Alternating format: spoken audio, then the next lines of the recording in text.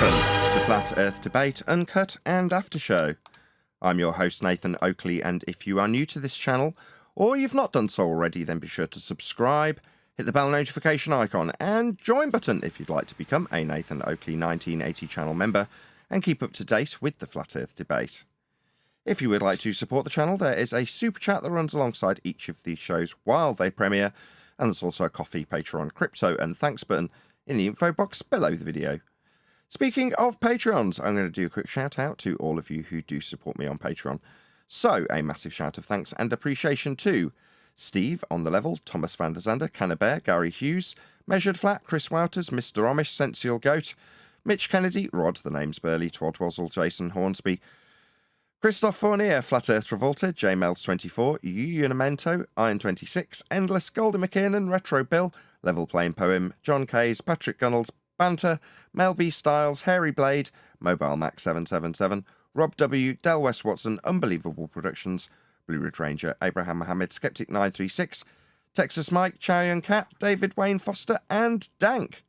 So another massive thank you to all of you for supporting me on Patreon. Now I will hand over to whoever is in Discord and Google so you can enjoy their dulcet tones while I set up for today's live show. Lost when it comes to physics. It's one of the first things you discover out here. Like, so you have people that actually believe a rocket ship lands vertical. So you got serious problems when you come out here. Follow? Serious problems. So like you come out here, oh boy, I joined the Flat Earth group. Well, that clown thinks rockets can land vertical. You're dealing with idiots on all aspect of the game. Because you've been taught to be an idiot. See, you ain't been taught. The part of the being an idiot is telling you how smart you are. In case you hadn't noticed, that's what they told everybody. Oh yeah, Johnny's a smart one. Oh yeah, he's a smart. Yeah, that's a little bit of a. Well, we call it a lie where I come from, but yeah, you got to be careful with the liars. They like to lie and tell you they're not a liar. I want to be real careful with them.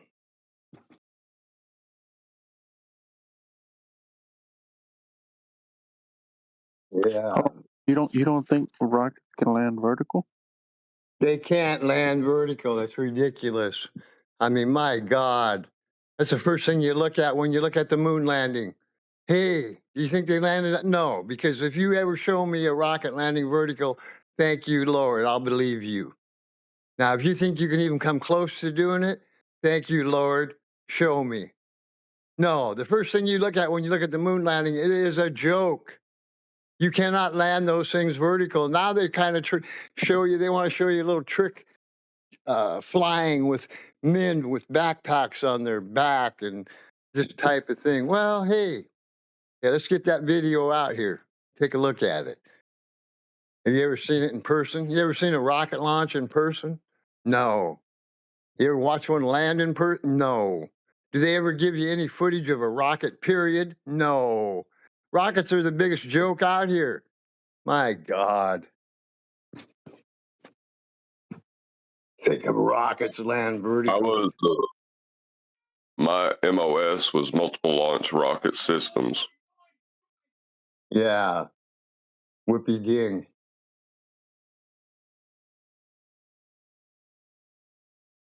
Did I make them land vertical? So what are you going to tell me they land vertical? My God. No. We destroyed grid squares, sir. Yeah. They got bombs. Bombs are real. Rockets are real, you know? Not a bomb. Not a bomb. He's talking about the way they land, the same way they took off. Oh, no. Sure, yeah. What are we talking about here now? We're talking about... If they go vertical Who in the sense cares? of like the top is hitting the ground, well, that's not the vertical he's talking about. He's talking about the vertical as in the same way they came up, they lifted off is the same way they also touched down. That's what. Yeah, that's vertical. what we're talking about.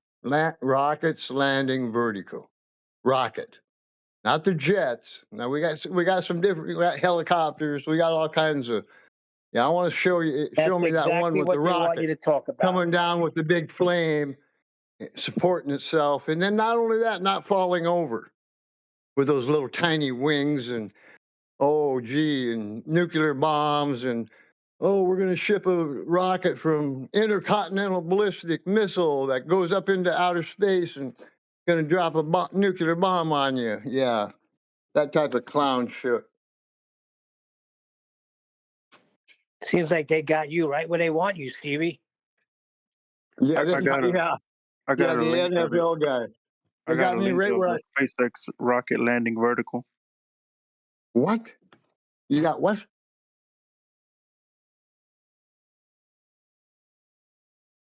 You said a link. Video. Yeah, keep arguing about rockets. I've never seen one. You got the first one. Then that'll be the first one I ever seen. Go ahead.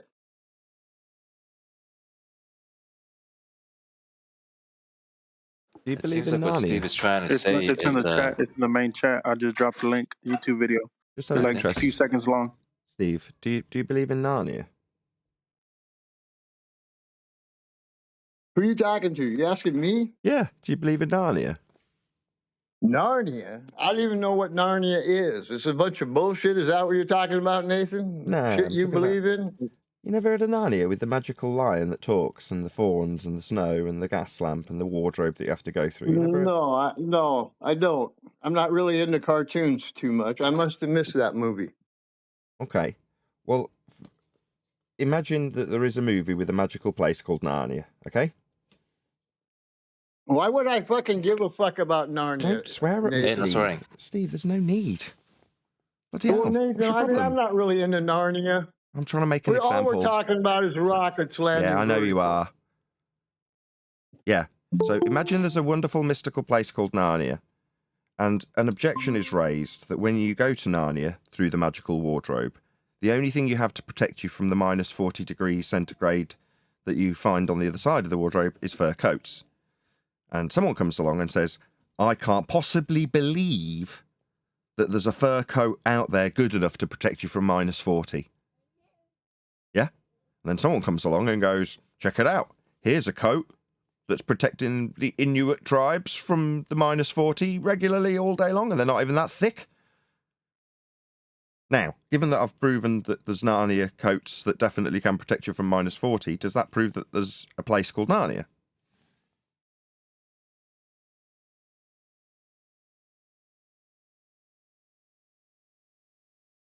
Is that a question? Yeah, if I prove that there's coats that can withstand the temperatures of Narnia... That's pretty fucking obvious, Nathan. Do you have to keep swearing at me? Well, you keep giving me this ridiculous... Why are you talking to me like I'm a child? I'm leading you guys to... are the Because ones if I that can have to show prove you it. a Why- rocket I'm the landing one that got vertically, challenged. then that does I'm the not one mean got space challenged. exists, Oh, you now you want to moron. interrupt. Now you want to interrupt. Go No, ahead. because you keep swearing and you're not really paying attention. No, I am paying attention to your little Narnia rocket, and you got your warm coat. Go ahead. Okay. Somebody give this You guy some obviously are coffee. not paying attention. Okay, so the example has just been summarised by John in frustration because you keep asking me why I'm asking you stuff, why I'm because leading you you somewhere. talked over me. Now you're interrupting me, so it's making it very difficult to make Yeah, this prolonged right. example while you don't want to hear it. Right? You're arguing about something that takes place in Narnia, equivalent to space, outer space, a sky vacuum where these rockets would be working. And your objection is whether or not they can land vertically. Okay? Well, likewise, I can argue about whether or not coats will withstand the temperatures in Narnia. That's the point.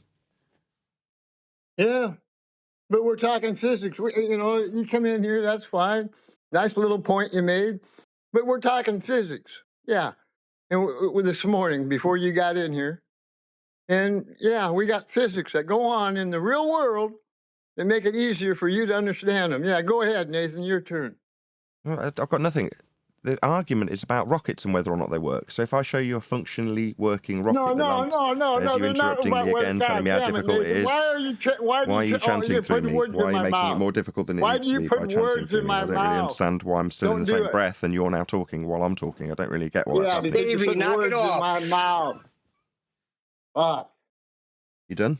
Having a little temper tantrum in the middle of my sentence? No, I'm not, Nathan. I'm just not going to put up with liars. Don't lie to me, Nathan. Nobody's lying to you. To me. Nobody's lying to anybody. You just did. Being an obnoxious man. You're an obnoxious man, Nathan. If you're going to sit Dude, here and chill out. misquote, Chill out, dude. What the hell? why are you misquoting me? Nobody's quoting anybody about you come anything. out here with Making an exception. Narnia. I mean, why are you talking Do you to want me like to a answer you? child? Do you just want to rant for about 5 minutes straight in my bloody recording? If so, get lost, Steve. I'm sick of you. I'm already tired of you. You're Go irritating ahead, me. Nathan. Go ahead. I don't need your bleeding permission. I need you to shut your triggered mouth. Yeah, right. Yeah, that means shut up. Yeah, I'm drawing a comparison with space, where the rockets would operate. That's the only reason they've got rockets, so that we can argue about whether or not they can land horizontally. Because who cares if they can land horizontally? Who cares if they can produce their own propellant in the vacuum that doesn't exist? There's no point arguing about whether or not they can land vertically, because all you need to overcome that argument is to show you a working rocket that lands vertically, and what, suddenly space is real? No, that's why I'm interjecting. That's the point. That's got nothing to do with you personally. It's a teaching tool for my audience. You just take everything so personally, like I'm having a personal slight at you. No, it's a useful way of exempling how arguing about whether or not rockets can land vertically, alternatively, so it doesn't trigger you, whether or not they can work in a vacuum. Who cares? There is no vacuum for the rockets to work or land vertically or otherwise. The whole place doesn't exist. Hold on, Nathan. The original thing we were talking about, me and Steve, was can the rocket land vertically? And I remember thinking to myself, I've seen a SpaceX video of a rocket landing vertically, on land supposedly. And I said, man, that's got to be fake. So that was it. Now, I don't know why the hell Steve got triggered over the damn Narnia thing. Who cares? If you're arguing about that, they got you right where they want you. Right. Yeah, they got you right where you want you, Neil. This is the point, Steve. We're not trying to have a go Stevie, at you. I'm not arguing about things in space, Stevie, about whether rockets can land or not. Neither am I. Right? We were talking about physics. Now we got to, like the funniest things is physics, right? So real things like rockets. They got rocket launch sites all over the world. They won't launch them just about every day. They show you on TV. And these things I've never seen a video of any type of decent rocket footage, period. That's why I showed you the video. That's why we're talking about it. Right. Yeah, I've never seen any decent footage. Okay, but now you have. I'll say it again. But now you have. Okay. Now I have. Okay, no, now I have. I was about. She just triggered. I forgot half a sentence out. Yeah, and now that you have, what next? Is space real? Because we can prove demonstrably, without a doubt, that you can get rockets to do that. Because our point, the one that you want to brace against, is it's irrelevant. That's what they want you arguing about, whether or not rockets can work in a vacuum or whether or not they can land horizontally. Completely non sequitur to whether or not the place there. I give up with you, Steve. You're just too difficult to talk to. Well, yeah, because you're missing the point. I'm the one making the point. You're just interrupting me. You're just telling me I'm missing your point that you have got when I'm using what you're discussing as an example, and you're constantly interrupting it like I'm missing your point. No. Yeah, you are. Yeah, I don't need to hear for the 5th time that this is physics, which it isn't. It's technology. Oh, it isn't? No. So am I missing your point that it's bleeding physics? No, I did listen. I do listen. I can listen. You can't shut up. You don't listen. You are missing the point. Stop projecting your ineptitude onto me. It's irritating. I did listen to you. You're still talking, meanwhile. Yeah, I heard you. Physics. It isn't. Anything else? Yeah. They're using the rocket launch sites for the weather. I just thought maybe we'd talk a little bit about physics, right? But you don't like weather, so it isn't no sense physics. Talking about that. It isn't. Define physics. Because weather isn't physics. Define physics and we'll find out. Oh, define. Oh, now. Oh, okay. Now we're going to go. Now you've got to define a bleeding word that you don't know the meaning of. Yeah, suddenly you're on the spot. Oh, I don't know. Oh. Yeah, you don't know. We know. So why are you the person making the most noise and swearing at me then? Yeah? Unreasonable. Yeah, like I've said, Steve, you just seem unreasonable. Now I'm trying to put that in a language that you understand by demonstrating that you're using words you don't understand. They've asked you to define and you haven't. Yeah? But what? I'm missing some point here while you continually talk while I'm telling you. Not asking, not missing your bleeding point that I've listened to you get wrong 6 times. It's not physics, no. You don't even know what the word means. So I don't miss any points here. I'm listening to you. When I step in to make a bleeding point, I don't expect you to talk all over me, trample over my point, which I am making, not you. Doesn't mean that suddenly I can't pay attention to a bleeding conversation. I'm doing this for a living. All I do is pay attention to what you say. And then how can I spin that into a useful education tool for my audience? You want to take it personally, like I'm somehow missing something. No, I'm not.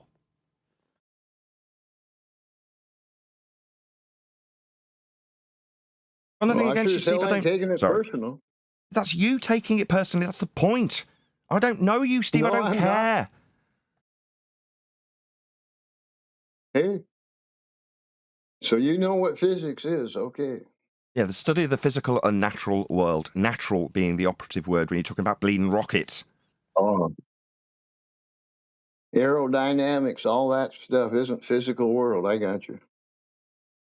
No, a phenomena occurring is physics because you're going to be studying it.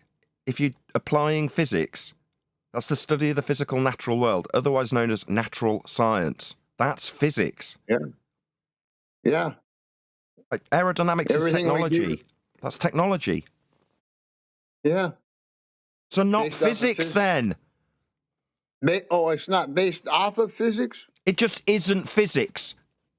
Maybe I'm not paying attention, Steve, or maybe you just don't know the words you're using, which is irritating me greatly. Look, you didn't have to step all over me and swear at me, and you wouldn't be getting told off now. But you did, so you are.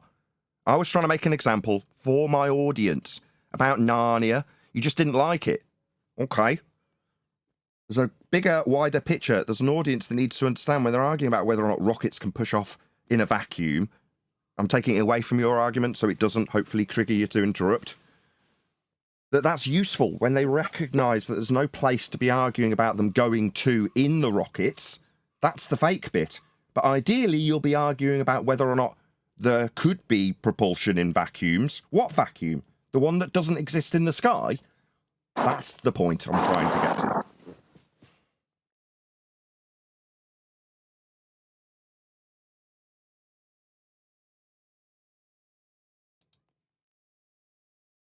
Morning. Good morning. Good afternoon. Good afternoon. Hello, I'm taking a rocket ship today. You're taking a rocket I see ship? where we are. Is that right? We were discussing the Narnia equivalents in the pre-show. That is to say that when people argue about what could or could not take place in an area that does not exist, known as the vacuum of space, it is equivalent to arguing about whether or not the fur coats in the wardrobe could withstand the temperatures that they claim to be taking place in Narnia. There is no Narnia. There is no outer space sky vacuum. It's all fake. Don't need to argue about what might or might not work in it. Meanwhile, let's do a couple of housekeeping questions. Any evidence you can acquire an elevation angle measurement from a curved baseline? Yes, I can. You go to the center of the earth. Nobody's going I to the heard center of Thunderfoot Earth. can. Go ahead. I just said I heard Thunderfoot can. Yeah, he Is went that to the so? We're center going of to the find earth. out. It's going to be a surprise for me. So while I was making Omi videos yesterday, Brian doesn't like the process at all. In fact, he despises it and is rightly so offering a word of caution when it comes to doing it too, which is very gratefully received. The constructive criticism, that is. But unfortunately, that means that he's hustling away the G Plus panel while I'm making them. And yesterday, he was very keen to watch the Thunderfoot video, which I did not do because I was making Omi videos as they were recording it. I doubt they were recording it, but certainly watching it on the G Plus panel. So whether or not that means we're going to get an attendance of those particular individuals, Brian immediately said, I might not even be around tomorrow. And you're like, well, thank you for stealing the thunder of everyone's green. We'll react to this as it comes. But they've watched it. I haven't. I'm hoping that a couple of them will be in attendance when we do actually cover that video. So we'll get to the Thunderfoot video shortly. But has anybody else watched it here amongst the panel or amongst the Discord server? Thunderfoot's latest video is what we're referring to. Yeah, indeed. Yeah. It uses a protractor in the flat surface. I haven't watched it yet. No spoilers. Don't ruin it. Okay, well, that's slightly different then. Let's think on my feet. Well, in that case, maybe typically when we do these videos, right, I am almost always the one that's controlling everything that happens in terms of I'll stop it, I'll start it, I'll respond, and then I'll carry on. Whereas if you guys have already watched this, there's no reason why I can't just play and pause the video at the moments that you know are appropriate and have you respond in the way that you already know. So although it is fun to watch me do it green, I'm more than happy for you guys to do it if that is what you are willing to do. Are you? No. I'm happy to watch this video a second time. It is a bigger blunder than gas go down, go boom, boom. Okay, so for the audience's reference, the last time we covered Thunderfoot, he asserted that gas goes down with gravity. And boom! Job's a good one. Right, gas go down, go boom, boom is attributable to Thunderfoot in no small part. So, yeah, thanks for that, Thunderfoot. Gas expands in all directions. It's a law of nature. But according to him, it goes down, go boom, boom, like bouncy balls poured into a fish tank. Epic. That hasn't gone away. We still reference it. Not so much in the last year, maybe. We've got other things, other fish to fry, rather than dealing with outdated, debunked, heliocentric rhetoric like gravity. And in the same vein, debunking the claim that we have a sky vacuum called outer space. We don't. But the answers for why we could have that pressure that we all breathe and is definitely in existence without containment, it is asserted that gas, which is produced at ground level and expands up and out away from the ground, actually falls down like bouncy balls, as I say, poured into a fish tank by Thunderfoot. So that's what we'll be covering today. So obviously some of you have already covered this, or already seen it at the very least, but we'll get right into it if that's good by everyone else. Vacation. And it suddenly occurs to me, I spent almost all of my life on this spinning rock, and I've never yet measured how big it is. Immediate begging the question fallacy. So within 12 seconds of his opener, in a video that's claiming that he's making flat earthers cry, he's already assumed his outcome in this false dichotomy of globe Earth versus flat Earth. In terms of measurement, Earth's measured flat. He's automatically assuming that he's standing on a spinning rock. That's a begging the question fallacy. But I don't want to spend a lot of money or time. So let's see if I can do it in, say, less than a day and for less than $100 to measure the size of the Earth. You'll be measuring it flat. Something that might make all of the flat earthers cry that you can do it so easily and so cheaply. It's so true. It's so true. I was laughing so hard that tears were coming out of my eyes at this dude. It is true. Can it be done? Well, let's see. Imagine you're on vacation in America and you can visit 2 points north-south like that. And you can also measure a point at infinity, like, say, for instance, the pole star. And imagine you've done that at your 2 locations. After that, it's just a... I'm missing something. Why is he holding a ball up?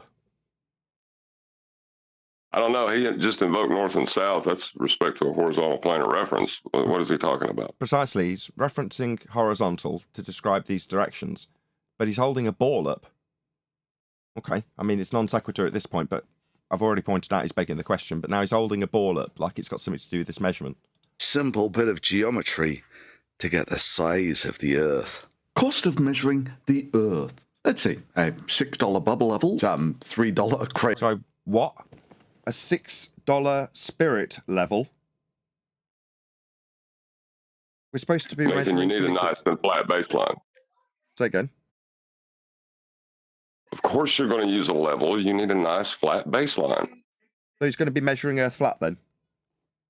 And he's using a tool for establishing flatness for $6. Why? Isn't he supposed to be measuring sphericity? Coriolis markers and a ultra-strong trifold foam board for about $10 from Walmart. A $7 protractor from Staples. A $10 laser pointer from... Sorry, what's the protractor for? We're going to be measuring some angles with respect to levels. Is it just me, or is this already without doubt going to be a flat Earth proof? Thunderfoot's about to measure Earth flat, isn't he? I said it in jest. He is definitely going to measure Earth flat, isn't he?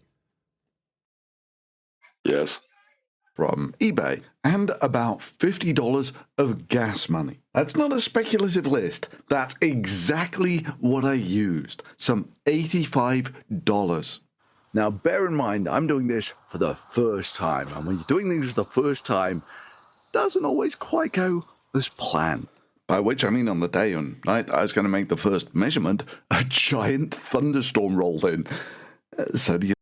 Are we all clear? Just so we're not in any sense of ambiguity later on.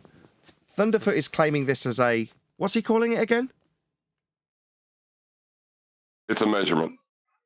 So when Thunderfoot will be measuring a flat Earth, he's got no issue calling it a measurement. Correct? Just thought I'd make a little note of that. It's okay to measure Earth flat and call it a measurement when you're measuring Earth flat and then utilising that measurement of a flat Earth to claim you've claimed a globe measurement with the flat Earth measurement that measured Earth flat. Okay, gotcha. You think this is going to put a crimp on my measurements? Good. So we have our laser spot just there. And if we zoom out to our Earth, we're going to be on the equator. So if we take...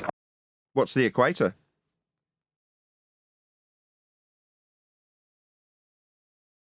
Anybody know? The equatorial plane that was measured flat from elevation angles to Polaris. Is that what it is? So he's taking a flat Earth concept before he's done anything in his windy microphone. Equator? Where'd you get that measurement from? Elevation angles to Polaris. So he's got a flat Earth concept that's taken with a flat Earth measurement to give him this equator concept. I see. Using quite a few flat Earth measurements so far, Thunderfoot. Our line of sight from the equator about there is perfect. The temperate zone out there somewhere, that should be more or less perfect.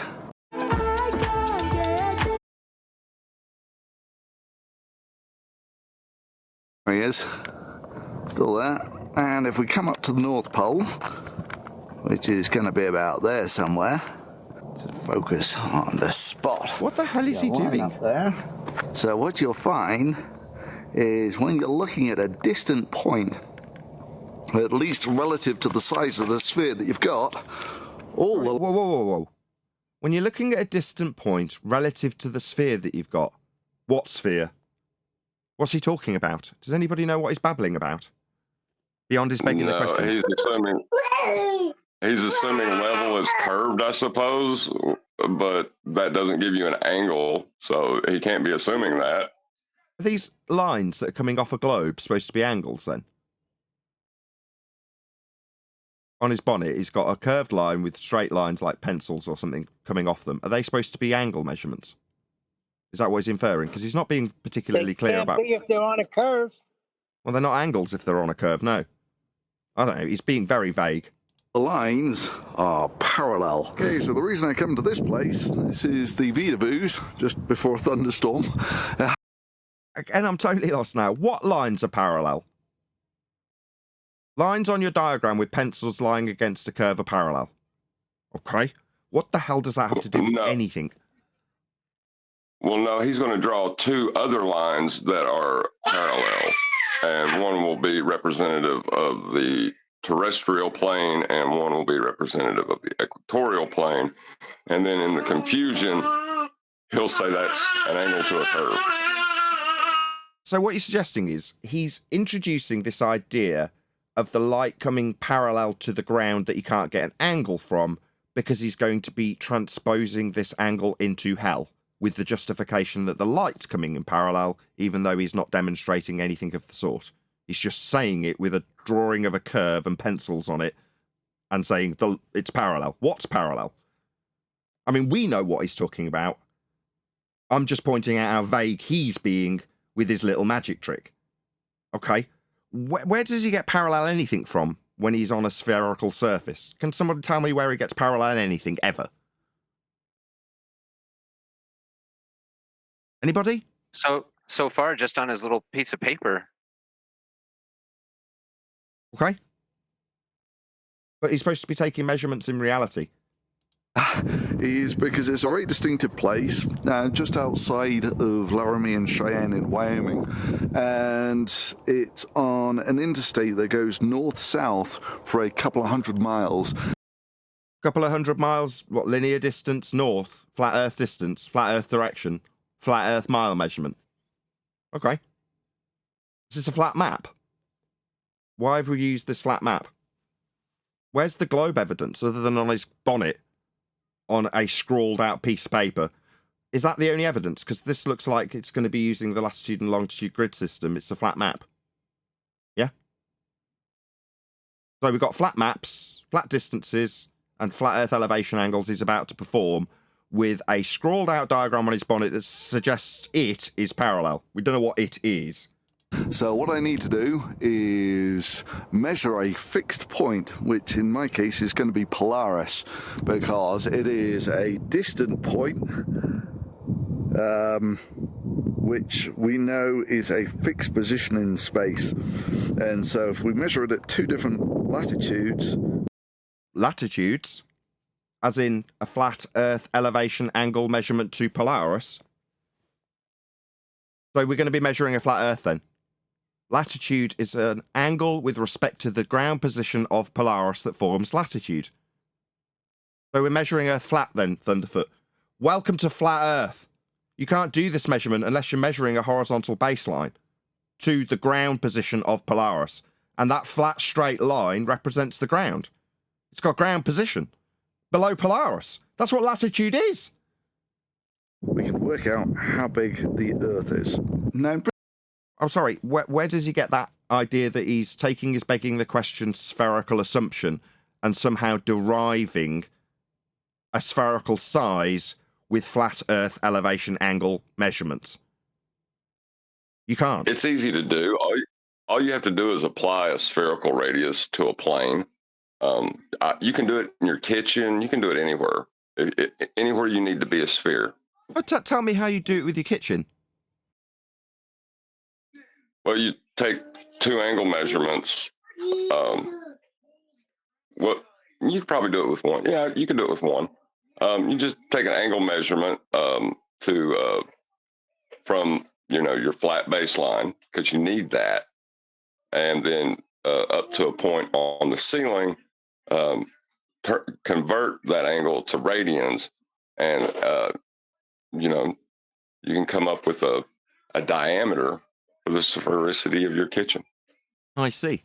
So if you were to, by the same comparison, take the minimum elevation angle to Polaris and infer that that's the outside edge of a sphere, then you could derive a spherical radius from that flat Earth elevation angle measurement that you took to Polaris, correct?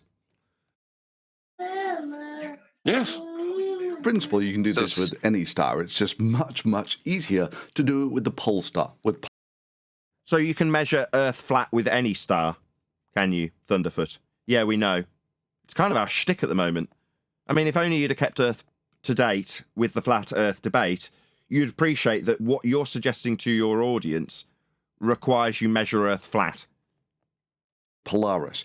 That's the one in this image that doesn't move. The whole sky apparently rotates around it. It's not, of course. The sky is entirely static. It's just the Earth that's spinning in the middle of it all.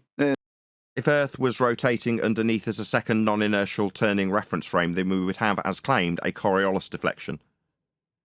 And if Earth was to turn underneath at 15 degrees an hour, then that would shorten a flight from Charlotte, North Carolina to Los Angeles from the hour and a half that would be the case if Earth was turning underneath it to the 4.5 hours that is actually the case. So no, Earth is definitely not turning underneath as a non-inertial turning reference frame to induce this apparent effect of the stars, because there'd be consequences. The consequences are very much laid down in your globe Earth rhetoric. They're called Coriolis effect, something we do not observe. Beyond the stars that you're inferring that would give us this 15 degrees an hour of rotational value as a consequence of something you have not validated. That would be the second non-inertial turning reference frame you just claimed Earth was by a pure fiat begging the question fallacy. No, absolutely not. You described it correctly the first time. The apparent motion of the stars as a causal influencer for Earth turning needs to be validated scientifically. You'd think you'd know that. It isn't, and the net result of the effect would be Coriolis deflection, which we do not see. And it's just coincidence that we have a fairly bright star near the North Celestial Pole. All we're going to do is measure the altitude of the pole. Sorry, North Celestial Pole, as in the celestial northern hemisphere wrapped around the equatorial plane and extended celestial plane. Those are flat Earth descriptions. Am I missing something, anybody? I think we missed first step of measuring a globe. You have to first assume the Earth is a globe. I think we missed that part. No, that's the second step.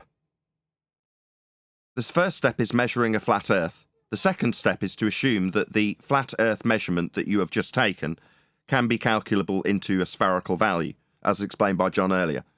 Back in the day, we assumed incorrectly that the first step was to assume automatically that you have a ball to be standing on. That is not the case. In order to create the ball for you two back in the day, and until a few moments ago, assume you are standing on by default, that's a begging the question of a sphere, like Thunderfoot did at the beginning of this video, you would first have to have a ball for you to believe you're standing on by begging the question fallacy. And that requires creating the ball with these angle measurements that Thunderfoot is measuring with respect to a plane. They're angles. Star from 2 different latitudes. Well, according to the weather forecast... Latitudes, 2 different ones. 2 areas of equal elevation with respect to Polaris measured off a flat plane with an angle there, Thunderfoot. You seem to be utilising multiple flat Earth measurements, my friend. Welcome to Flat Earth, Thunderfoot. It's great to have you. Thanks for confirming precisely what we've been going through. In no, subtle terms since the beginning of this year. On the front foot, we are describing what you are describing, how Earth is measured. Flat. It's going to pass. We'll see. So on the first night, the thunderstorm did actually clear long enough for me to get a measurement of it, before the Earth spun quietly under the stars for the... Now, you see, if Earth was turning underneath the stars, it would be a non-inertial turning reference frame and would have Coriolis effect. That's purely your religious belief leaking out into this measurement that you're actually taking. With respect to a flat plane, when you look at a star that doesn't move called Polaris, giving you your latitude. That's a flat Earth measurement. The rest of the evening. And like I say, I chose a landmark that would be in both of these shots, so that's the Vidavus there. Then, with a bright, fresh, early start, you have to drive a few hundred miles or kilometers south, which meant... South? What, with respect to a plane? So you're taking a flat Earth direction then? Notice he's not saying up or around or anything spherical in terms of his directionality. He's utilising a flat Earth to travel. Driving past Denver, which I didn't think would be too bad, but turned out to be a complete nightmare for someone who is used to driving the great sand dunes, the foothills, the Sangre de Cristos. But nonetheless, it turns out it's actually quite hard to operate a few in the Sangre de Cristos. And because nothing is ever easy, I'm now here in the great sand dunes in Colorado where there are gazillions of mosquitoes. But nonetheless. Nonetheless, what? You've managed to establish a horizontal plane of reference for this angle? Yeah, you'd need one. And you're measuring a line between you and the ground position of the star you're measuring. Measuring. Say it one more time. Measuring. Now, obviously, after taking this flat Earth elevation angle measurement to Polaris, he's going to claim that this is a measurement of Earth that he calculates after taking this flat Earth measurement. Now, for some reason, we have numpties in our own community that can't accept this as a measurement in spite of the fact that it is, absolutely, without question, a measurement of a flat Earth. Because he's measuring latitude. That's positions that are derived from this measurement and put onto the ground, utilising the ground position with this measurement. So, just to recap, this measurement is 2 straight lines, one of which is along the ground. He's just had to level his equipment so that he has a horizontal plane of reference in order to make the measurement in the first place. So, he's measuring Earth flat. You don't get angles along the ground if the ground is curving away from you. And the idea that the ground is curving away from you will be derived from this measurement of a flat Earth. Well done, Thunderfoot. 2 for 2. It turns out it's actually quite hard to operate a few cameras in the dark and get good footage while being eaten by mosquitoes. So I don't actually have any good footage of how I did the measurements here, apart from the... I'll tell you, and I'll define it for you. What you would have been taking is something called an elevation angle. It's a measurement between you and the star that you are measuring for latitude in this instance. That would be Polaris. So let's just define what an elevation angle is. Target elevation between the horizontal plane and the line of sight measured in the vertical plane through the line of sight. Positive angles are measured upwards from the horizontal plane. That's principles of naval ordnance and gunnery. Alternatively, the altitude angle, sometimes referred to as solar elevation angle, describes how high the sun appears in the sky. The angle is measured between an imaginary line between the observer and the sun and the horizontal plane the observer is standing on. Sustainable by design, altitude angle. I've got a whole bunch of these definitions. They all make it explicitly clear that Earth is flat for this measurement. Because it's an angle. It's not two curved lines meeting at a vertex. It's not one straight and one curved line meeting at a vertex either. It's a horizontal baseline between you and the ground position of Polaris, which is flat. It can't be anything other than flat. It's an angle measurement. So I wonder how he'll get around this. Yeah, I already know he'll send the angle to hell. He's already justified it earlier on 3 minutes before by saying something about it being parallel. Yeah, that'll be his justification to move this line that won't give him an angle measurement. That's a fact. He's just taken it with respect to horizontal with a spirit level. That's what he's established. Well, there are no horizontals on a ball. The ball that he'll be utilising is created with this process he's now doing. Time lapse where you can see me pointing the laser at the stars. So this was at the Great Sand Dunes, which, yeah, I assure you are there, but they're kind of a little low in this picture. So how do I actually make these measurements? Well, low in the picture? What do you mean, low? Again, you keep using these terms, high, low, north, south. These are all terms that are reference to a plane. A week or so later, I did actually get some nice video footage of how I did these measurements. So, that's flat. That's a horizontal plane of reference. That's you levelling, what, with respect to the ball you're on? Does not compute, I'm afraid, there, Thunderfoot. No, you would need a horizontal plane of reference, and that's exactly what you're establishing for your ground position measurement below Polaris, along this straight line that you're levelling with this tool. For pennies, right? You can establish how flat you need to be on Earth for this angle measurement with a few dollars, right? Yeah, how cheap it is to measure Earth flat. Because that's precisely what you're doing. My spirit level, as you can see, is quite level. Now, what I'm going to... What, on a ball? Does he not understand what level means when he's got something on the ground and he's levelling for an angle that's going to be extending all the way along the ground to the bottom point below Polaris? It's ground position. You're proving Earth's flat, Thunderfoot! Hello? You should have kept up to date with the flat Earth debate. You are measuring a flat Earth. What a clown. What I'm going to do is I'm going to come out the wide so that you can see.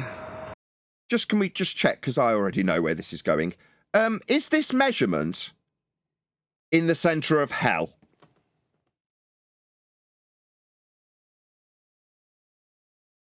Anybody? No, Anybody but at it's all? parallel with it. Parallel? Parallel with what? Hell? Yes, it's parallel with it. There is no parallel with hell on a ball. What are you talking about? If I bring up this diagram, what are you talking about? See the one on screen right now? In order to have a parallel, you've got to have a horizontal plane of reference as described on the top of this ball. This is what he's actually doing, okay? This light, although it's the sun in the diagram, doesn't matter. It's all the same. This is Polaris.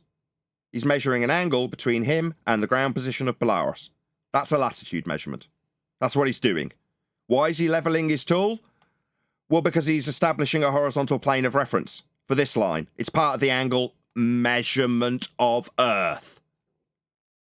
because that's this line, the baseline, with a ground position. This is a flat Earth measurement, and the way he's establishing a horizontal plane is with this tool. I didn't get an answer to my question. Is this measurement that is on Earth flat, is it in hell? Not at all. Okay. On the surface. Let's just make a quick note of that, audience members, that this measurement's taken with respect to the surface of Earth. So we're clear what's actually been measured. It's flat. It's the surface. That's what he's measuring. To get it as flat as possible, he's bought a spirit level. He ain't measuring Polaris where he's standing now, is he? He's measuring 2 straight lines, one along the ground below Polaris and one to it with a laser light. So we're all clear we're measuring Earth flat on the surface when we measure. How the hell I did these measurements? You get your piece of paper, which is now going to be level. So what you would do is you get your laser pointer, you get your elevation right, like that, and once you've got it right... Sorry, you get your elevation with the pointer. When he says elevation, does he mean his height above sea level? Or does he mean the elevation angle? You need to be more specific. Elevation means height. With what respect to?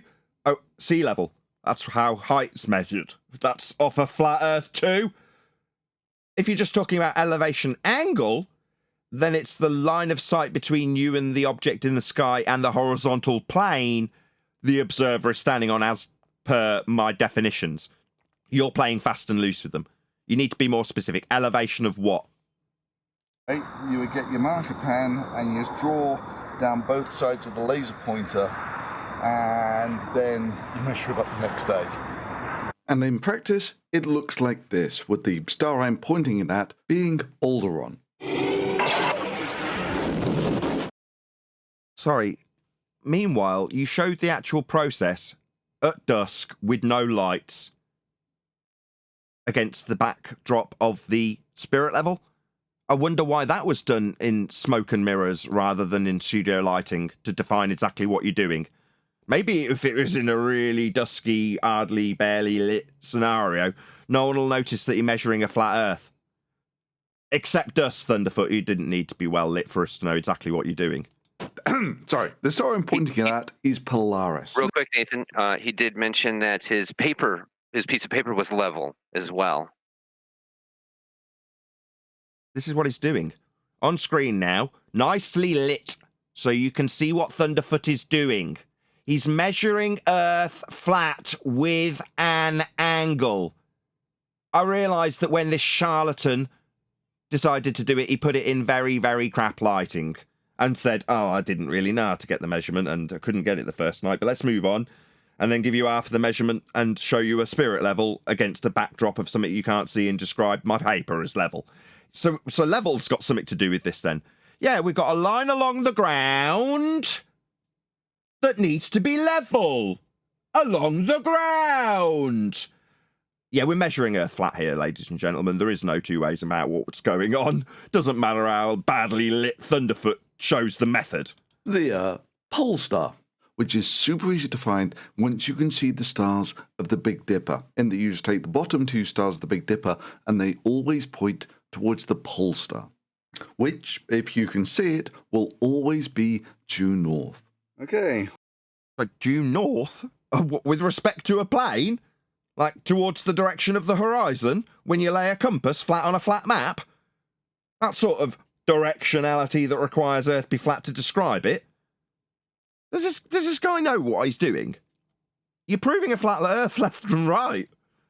Welcome to the back of my rental car, where I occasionally sleep, and also a laboratory for measuring the size of the Earth. Right, so previously we had our laser pointer, and we were pointing it at the pole star, and this...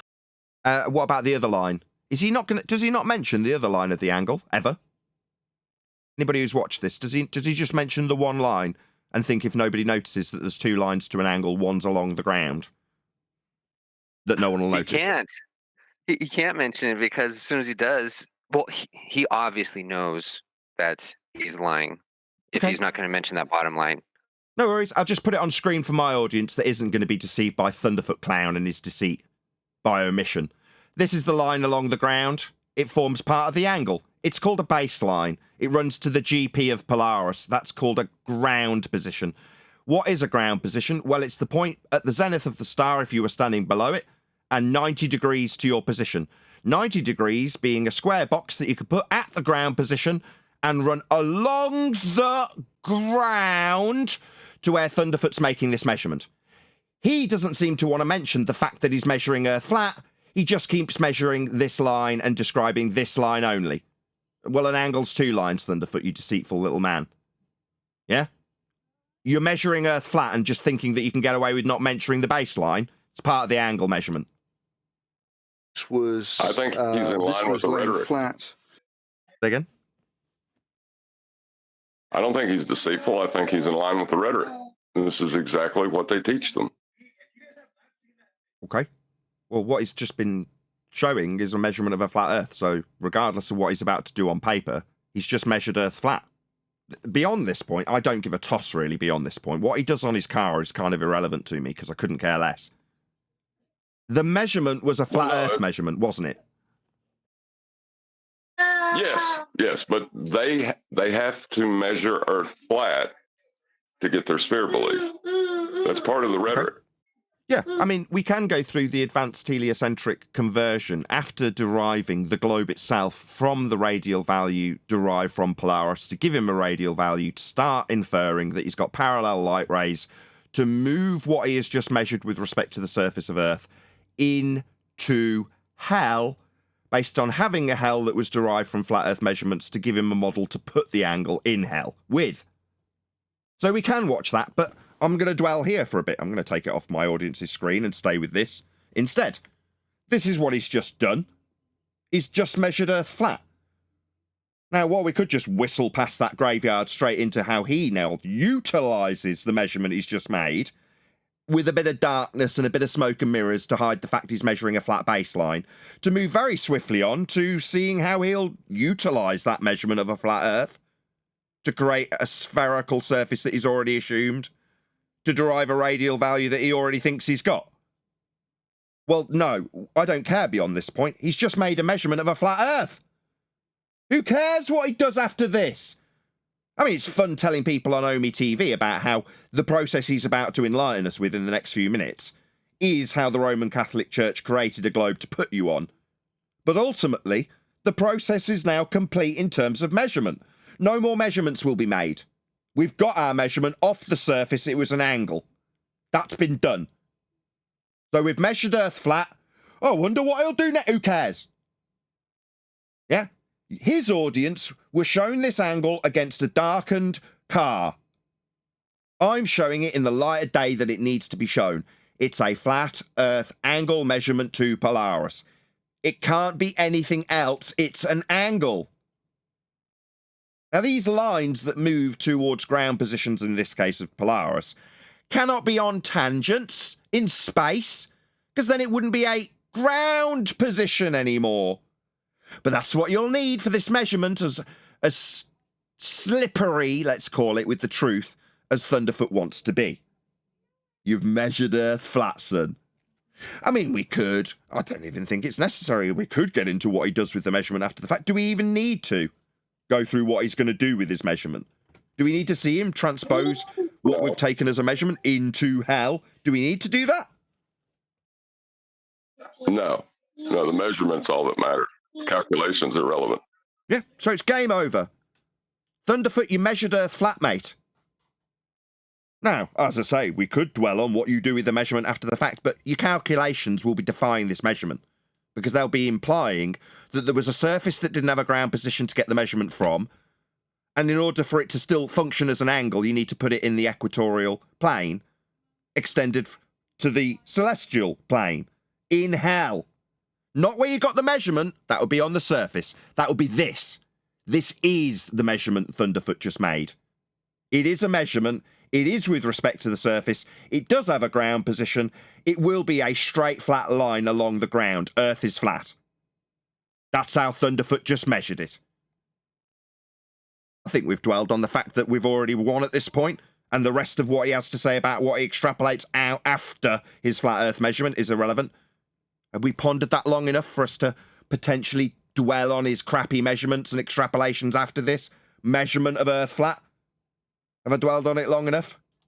No, I think I'll do a little call to action. This is the right time to do something different. We'll come back to your extrapolation after your flat Earth measurement later, Thunderfoot.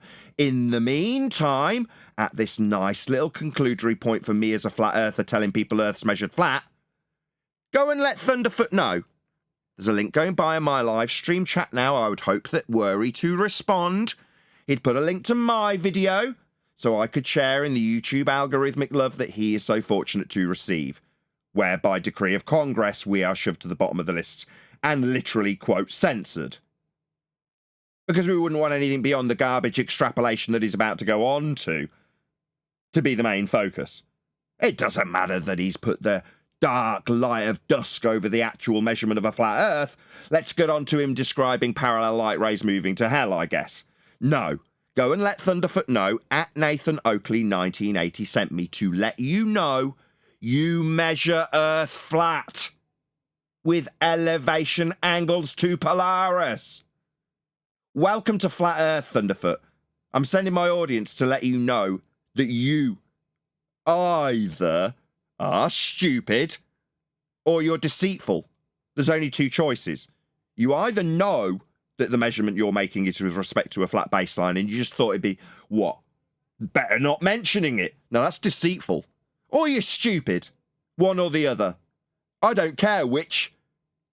You have measured Earth flat, and my audience is going to be there to let you know that fact. Because you did. That's how Earth's measured. There's no uncertain terms about it. Globers measure Earth flat, and we told you at the beginning of the year there'll be more and more examples of globe Earth believers measuring Earth flat. And here we are with a nice big YouTuber, PhD Thunderfoot clown, moving on from gas go down, go boom boom like bouncy balls poured into a fish tank onto I'll measure Earth flat with an elevation angle. An imaginary line between me and Polaris and a horizontal plane that I'm standing on, right, Thunderfoot? Well, you'd need to be standing on a flat plane for that. As you absolutely were. Please let him know. At Nathan Oakley 1980 sent me with a polite comment, no swearing, so it doesn't immediately get flagged by the YouTube censorship team as being removable because you've said the F word. Polite comment, just let him politely know that he measures Earth flat and Nathan Oakley sent you to tell him. This was made level by a spirit level. Made level for the angle that's going to extend to the base of Polaris. Well, that's lovely. That was what we pointed out when you were not giving the methodology of this measurement of a flat Earth. Yeah, it was nice and level. Where'd you get that on your ball? You don't. So this is immediately in his process of deriving this angle measurement to put in hell. He's already failed, hasn't he? So in his extrapolation and calculation, he's describing an angle that will not come from a curve and telling me how nice and level it is. Not on a ball, mate. That's a fail immediately. Your description's violating the original measurement, mate. You'd need the angle to have a surface to it, a flat baseline. Now, if you're going to put this on a diagrammatical ball, you don't have an angle anymore. There are no nice and levels on a ball. Don't you know what a ball is? I do. It came from the flat Earth measurements you just took. And then I would point the angle up such that I got the elevation right for... So you'd point the angle off a flat Earth up, off the surface where you took this measurement and got nice and level on the surface. Yeah, you did. You did measure a flat Earth. That's correct. My audience has let you know that, hasn't it? The pole star. And the reason the lines are a little on the wide side for this is because they're being drawn with a fairly chunky marker, but you know, as long as they're parallel lines, that should be good. As long as what are parallel lines? Sorry, lines, plural. Correct me if I'm wrong, did we only see one line going up to the sky, or did we see multiple parallel lines? Is he just making stuff up that didn't happen? Seems like he's just making stuff up. There were not multiple lines in what you just shown us. What you showed us was a single line up to Polaris. What are you babbling about? Where's this parallel crap coming from?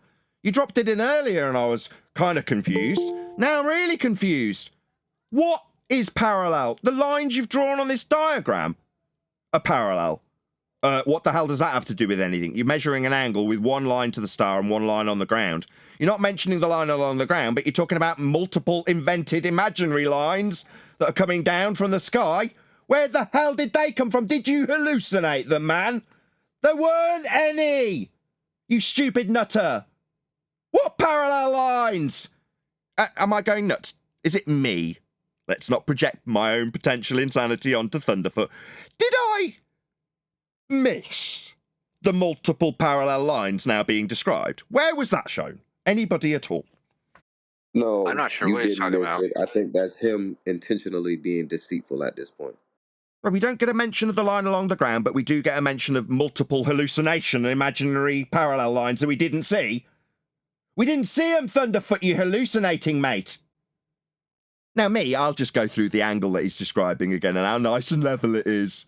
What, the baseline? The other bit of the angle that he didn't mention? You'd think you'd have mentioned that other than these imaginary hallucinated parallel lines that nobody saw. I'll focus on that other part of the angle. See this bit? That's the bit up to Polaris. See this bit? That's the bit he levelled on the ground. And it's going to extend all the way to the GP of Polaris on the ground. Earth's flat. Just like Thunderfoot measured it. So, we have the ones in blue. Go ahead, Brian. Each one of those lines that he's drawing are meeting a point on the surface of a convex globe, and none of those points are level with each other. They all will have a drop. From each point, there will be a drop to every other point. So how is he using a spirit level to get level, and then completely denying the level that he just used? You did join a little bit late, but I did actually point that out. Is immediately when he described getting a nice and level with respect to a sphere in his diagram, you're like, no, number one, you don't get that. And if you're going to suggest it, then your immediate first principle presumption in your calculation, derived from a flat Earth measurements, violate the original measurement. First thing you did. Yeah, I mean, well, what does the spirit level do? Does it make two ends of a tangent plane level? Do you know what I mean? It's ridiculous. Like, no, you can't use a spirit level to establish tangency. Tangency is a single point. Spirit levels don't work like that.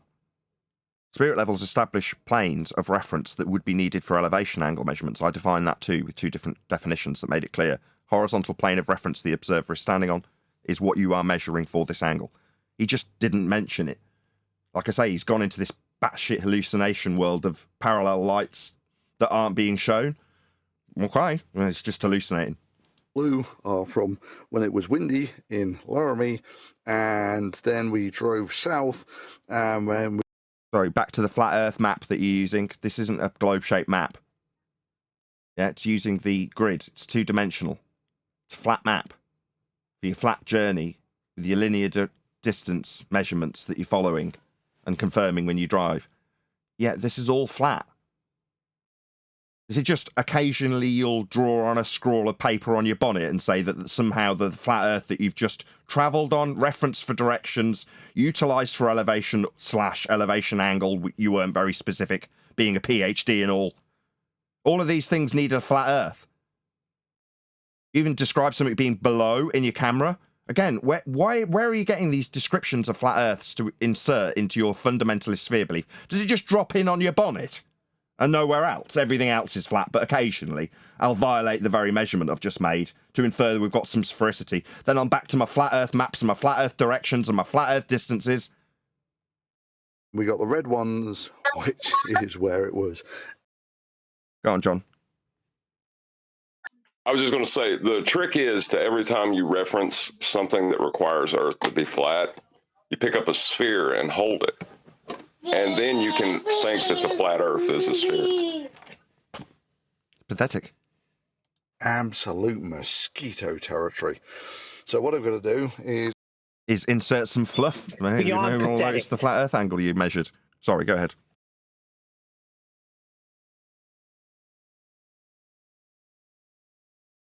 Is that just somebody hot micing by accident? Clearly, yes. is I've got to measure up these angles, for which I'm going to cheat and use a protractor. So, to make my life easier, I am going to get some parallel lines drawn on this thing. Is that protractor got a curved base No. line on it? No, it hasn't. Oh. No, the protractor's got a flat base, and the line that it's measuring must be flat. It's an angle. It's two straight lines meeting at a vertex. He's just measured two straight lines with respect to the ground position of Polaris. Now, what he's just said is, I'm going to draw these parallel lines in to make life easier. So you hallucinate that there's all sorts of parallel lines that you don't see, didn't produce, aren't measuring, but they're going to make your life easier. No, your life would be made easier if you had the second line to your angle. It's not just the line up to Polaris. Again, you failed to describe that, but now life's being made easier with multiple laser lights that went up parallel? We didn't see this. Is make life easier, in quotes, just make stuff up? This wasn't in your demonstration, you clown. What a deceitful man. Line 1, that's good. Parallel line 2, super.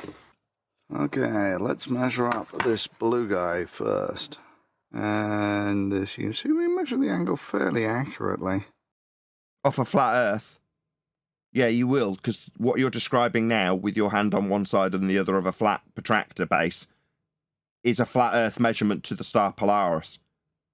Now, we're not measuring to the point out tangent to the globe that's dangling beneath this protractor.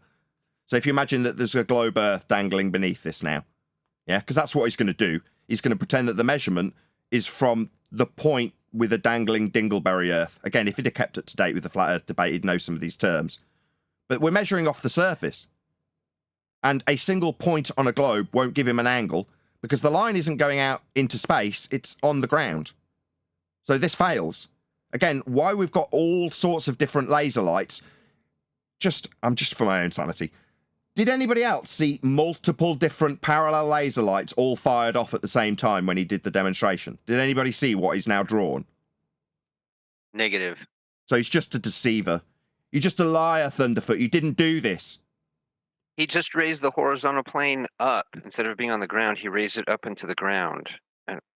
Or up into the sky from the ground. Yeah, I don't know what it's because he's got a parallel plane and sky when they actually measure it. That's how he is actually dealing with the measurement. What he actually did is he denied horizontal after using horizontal, and then he's going to bring that horizontal that he initially used and place it at the equatorial plane of the globe. Even though that won't be horizontal because it's inside a globe. Yeah, so he's going to, as we already knew, he's going to move this angle into hell to make it function in a globe, not on a globe where the measurement that's now been violated originated. So he's going to violate the measurement of a surface level angle to a star with a baseline and put that now in space, not meeting the ground, only at a single point line that doesn't give him an angle, into hell. I think this is a great example of the axiomatic relationship that level must be horizontal to get an elevation angle. Yeah, not only does he not have this level, he doesn't have anything parallel with it if the Earth is a sphere. Now, the idea that Earth is a sphere has come from these derived angle measurements in the first place, for him to beg the question of it, to then claim he's measured a point, not a line, to a ground position that's in space, then capable of being moved down to the extended equatorial and celestial planes. 41, 42 and a half.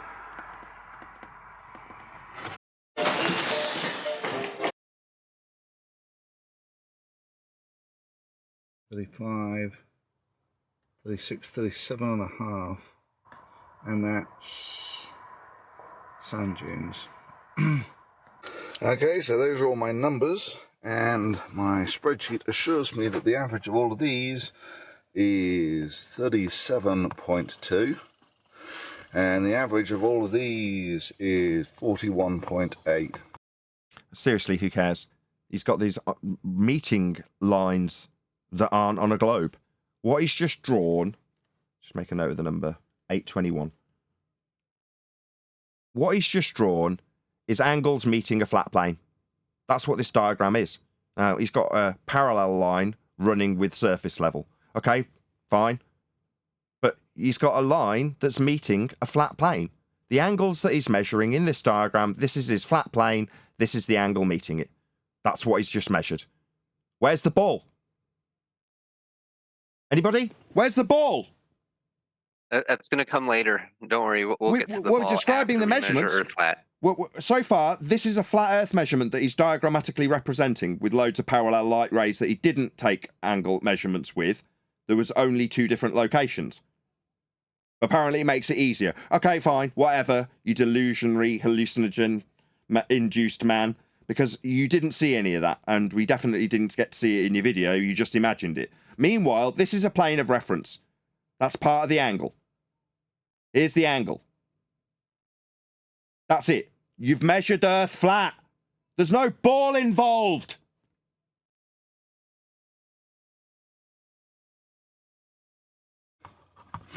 Okay, so we have a difference of about 4.6 degrees. Yep. Now we need degrees. What? As in baseline versus line to the item in the sky, measured in radians or degrees. So we've got values that come from a flat plane being described with the diagram on the left still just poking out. That's a flat Earth that he's described these angles meeting. Does anybody see a ball-shaped line in the left-hand side of this diagram? This is what the angle met according to his diagram, and he's just drawn it out with respect to what he measured. This is the ground. It's flat. In his own admission, this isn't ball-shaped. Someone says the ball will come later. Like I said already, I've already concluded my point. Earth's just been measured flat. What he has to extrapolate out with those flat Earth measurements is kind of irrelevant. We'll see what he does anyway.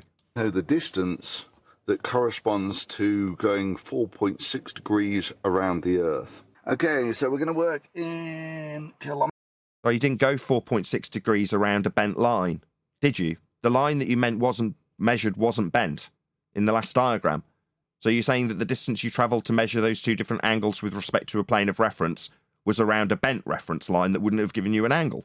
Again, he's just violated by pure fiat. He's just inserted this, I'm going around a bent line. If you were going around a bent line that you just measured and calculated from, you wouldn't have got your calculations because they wouldn't be angles anymore. Because you've just inferred that the baseline you just took those measurements from was curved. The base wasn't curved, you deceitful man. None of your measurements would have been of angles if it was. So what are you talking about moving around a curve? That was your baseline. The guy's just a charlatan, isn't he? So you violate that line that you use for the angle to claim that the ground is curving now? Definitely not, you just took an angle from it. Kilometers. And we're going to set this. This is a flat map with a two-dimensional grid system. This isn't ball-shaped either. So again, we've dropped in assumption just by pure fiat. Oh, and by the way, the curved baseline I just used for angles is curved, and we've got a certain amount of degrees around the protractor I just measured with. Definitely not, Thunderfoot. Meanwhile, you're using a flat map. Why would it be flat? Surely you'd have a ball-shaped map to make your point clear to everybody that everything's always ball-shaped and reference ball-shaped. No, the maps are flat because they too must work with elevation angles to the stars. They were derived from elevation angles to the stars with respect to sea level and the topographical height differences of the land in reference to sea level, which is level. Earth is flat, your map's flat, your process is flat, your measurement's flat, Earth is flat. This to 200 is only going to be approximate this. And our first point that we measured was just here in Laramie. And our second point was here in the Great Sand Dunes. And it's almost exactly 400 kilometers. On your flat map, Brian, have you got anything to say about this? He's using a compass to show the distance with respect to the scale on a flat map. Brian's obviously buggered off. Okay. One moment. So we know that we've got a sphere. Nathan? Yes. Sorry. I had to just get to the phone. I wasn't No worries. expecting you to call me. Yeah, I have something to say about it. It's either, this whole video is either him attempting some kind of a troll of us, or he's actually stupid enough to believe what he's doing. It's only one or the other. I don't even think that it's even deception. I think he's just doesn't see that what he's doing is proving our point. I don't know. I agree with you, Brian. This isn't deception. This is the rhetoric. This is stupidity then. If you can't recognise that you measure... No, because why put it in the dark and not mention the baseline if it's not deceit? He didn't mention it. I've got it on screen. I've kept it on screen. This is the line that he measured. His angle that he did the calculations with, after he'd used this straight line for the angle in his calculations that he did on the right-hand side of his page, with two parallel lines with angles meeting them on the left-hand side of his page, he then inferred that this was a curved line and that he'd moved a certain amount of degrees along a curved line, which wouldn't have given him his measurement. Now, you're saying, well, that's how the rhetoric works. I agree. But if you understand that you're measuring a line for literally 50% of the measurement itself, it's only two lines. Why not mention the baseline unless it's deceitful and he knows damn well what people might cotton on to if he makes it just that little bit too obvious that half the angles along a flat Earth? Well, he is using a straight line that he's willing to accept that he's using when it's the equatorial plane. So he could say, I'm not denying, here is the line at the center of my globe. Because that's, I mean, I really do think that he's just purely brainwashed, just a brainwashed idiot. That's the only way I could. I don't even think, because if it was deception, he'd be doing better than that. I don't know. I just think it's. I'm with John. I just think it's the rhetoric. And we know we've got 2 points on it. The spread by about. No, you haven't got 2 points on it. You've got 2 angles from the surface. See the subtle introduction of 2 points. You don't get angles from points. You get angles Nathan, from straight lines. You've done the dancing bear, right? Where you've counted the passes and missed the dancing bear. That means you're dishonest. I can show a video with the dancing bear and you counted the number of passes and you missed the dancing bear. Yeah, now you've got to draw the analogy and compare it to this. Go ahead. He's missing the dancing bear, the flat plane that he's using to calculate these things. He's not drawing attention to it because he's not paying attention to it. He's lost all respect for the plane of reference. The one he just measured. Are you saying, John, that he's committing a dancing bear fallacy? I guess so. I don't know what else to call it. About 5 degrees. And that's about 400 kilometers. That bit there. So what he's now done is, instead of the degrees being between the horizontal plane of reference and the light in the sky, the degrees is now a twisting of the globe. The globe has become the protractor. This is actually really useful. I have tried to explain this to people so many times in the last 8 months, 9 months now, right? And it's so hard to explain that at some point you've got to do the switcheroo. You've got to take an angle from a flat plane, the one he showed you, drawn diagrammatically with somehow useful loads of parallel lines. Yeah, that's the baseline, that's the ground, for the ground position below Polaris. Flat Earth. Now, It's not the angle he's measuring that forms the ground, it's the protractor being twisted that forms the distance that was flat on his flat map that he showed you only 30 seconds ago. So now it's a distance that isn't a flat and linear distance on a flat map, it's how much we twist the protractor we just used to make the measurement of a flat Earth. Because the protractor's now the globe. So how many of those slices do you need to go all the way around and multiply it by 400? And it turns out we need about 77 of these slices to go all the way around the Earth. And you're not in hell measuring angles from hell. Go ahead. I want to say about the protractor there, because I pointed this out yesterday when myself and QE and Adam and John watched it. The protractor, what he's actually doing is he's placing it at the center of his globe, the baseline of it, at the equatorial plane. And then he's measuring along the surface of the protractor via the angle. So he's taking those 2 points, the point he was at, in comparison to the top of the protractor, he's treating that as the North Pole. And the second point, he's then treating that as a point that's either north or south of that first point. And via the angle from that flat plane, he's measuring along the surface of the protractor in nautical miles and claiming a globe. And 77 times 400. Sorry, I thought you were done. This is the trick. Yeah, yes, no, yes, that is the trick. Yes. Because it starts with the celestial dome, right, which is between two flat planes. So, but the best way to represent that mathematically is a flat plane and an arc. So that's why they use the protractor. That represents it mathematically in orthographic form. Then, what he's doing is, if you treat the top of that protractor, the arc of it, as a mathematical celestial dome, just place a smaller protractor inside that, and that's the arc of the globe, or one hemisphere. Hemisphere. That's what he's doing.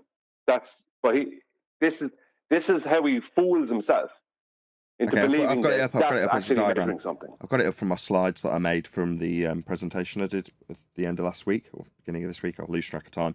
Anyway, so what we've now got is, here's the plane we've been describing as the plane that's equatorial and extended celestial.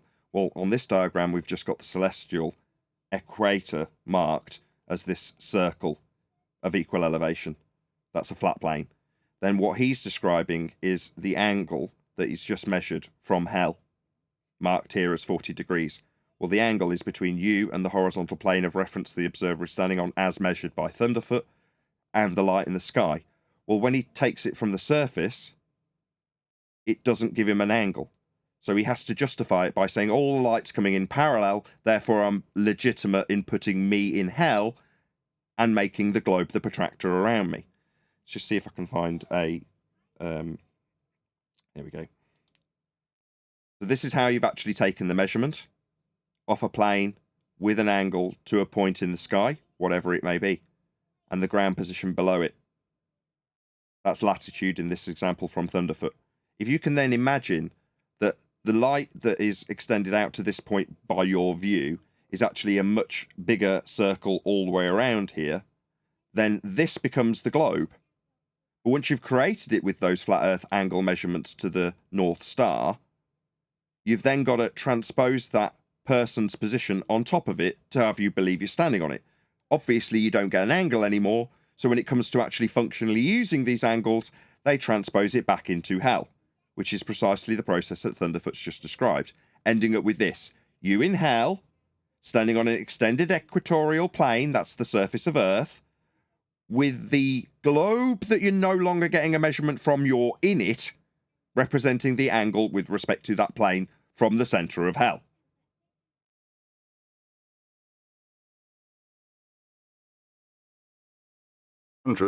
Is, according to the spreadsheet, 31,000 kilometres, which is definitely on the small side. Yeah, just so we're clear, the actual circumference of the Earth is about 40,000 kilometres. Now you might think I'd be kind of upset and feel inferior and failure in being about 10,000 kilometers off in the size of the Earth. But let me get it straight.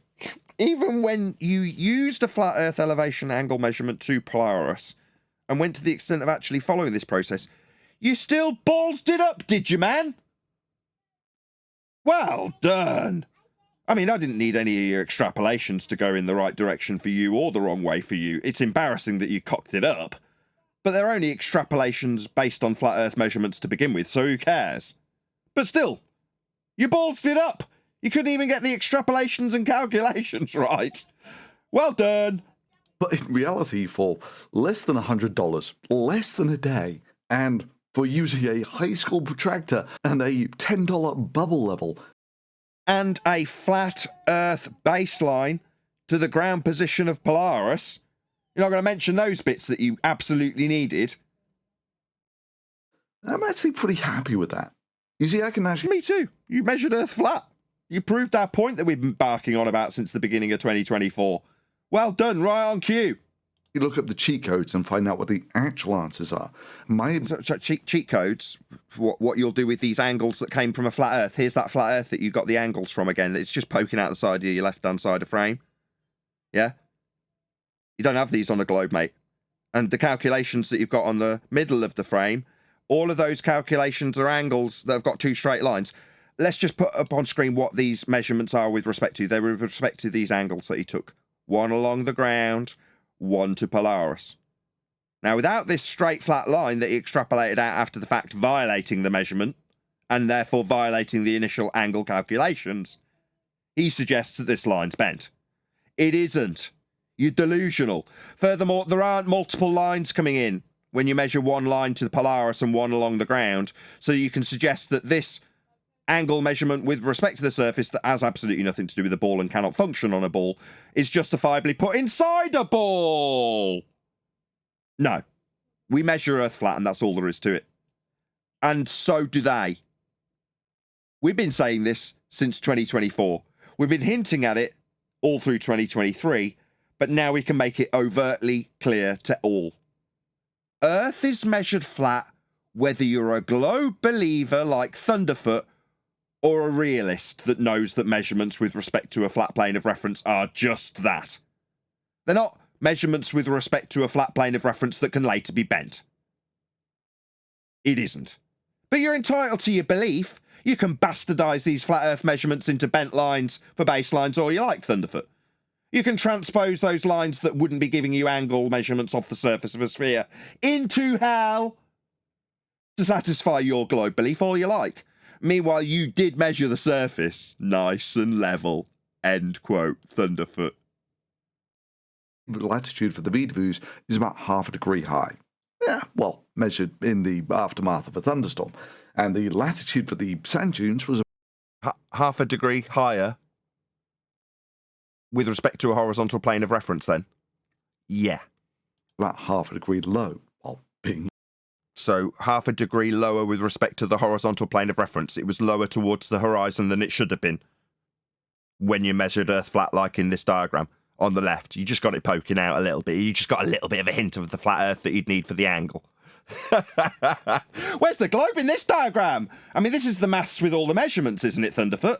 You'd think you'd have a globe next to it, wouldn't you?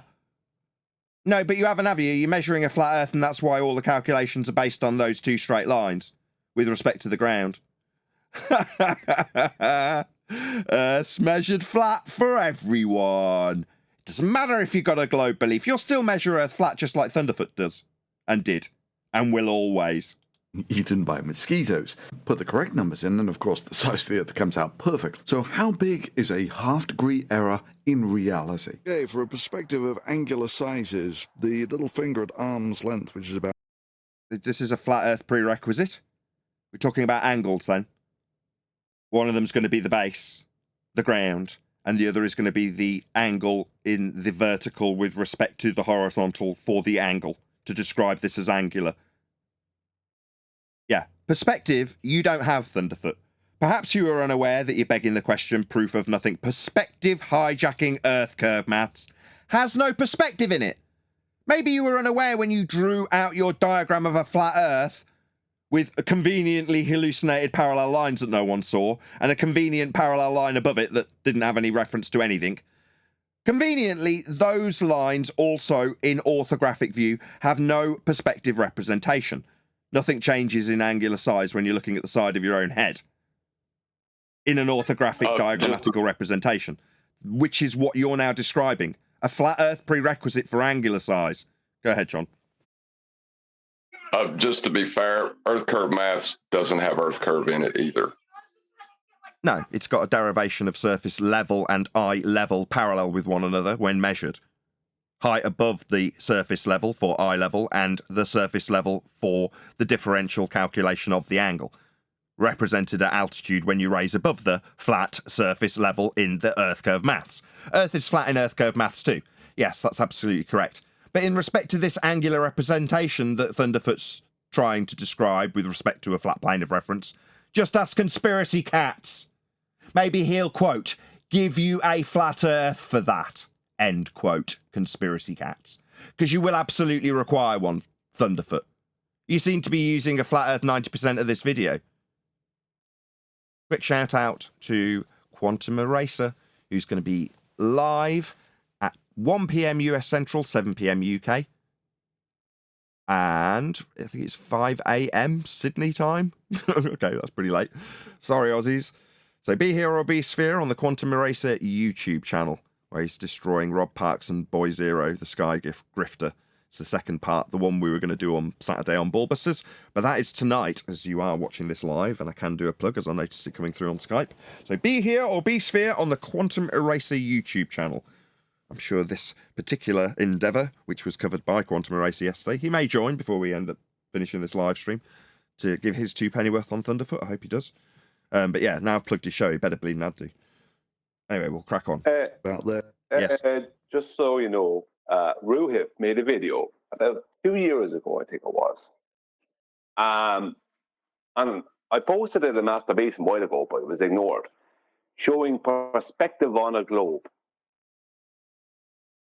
That might be worth a look.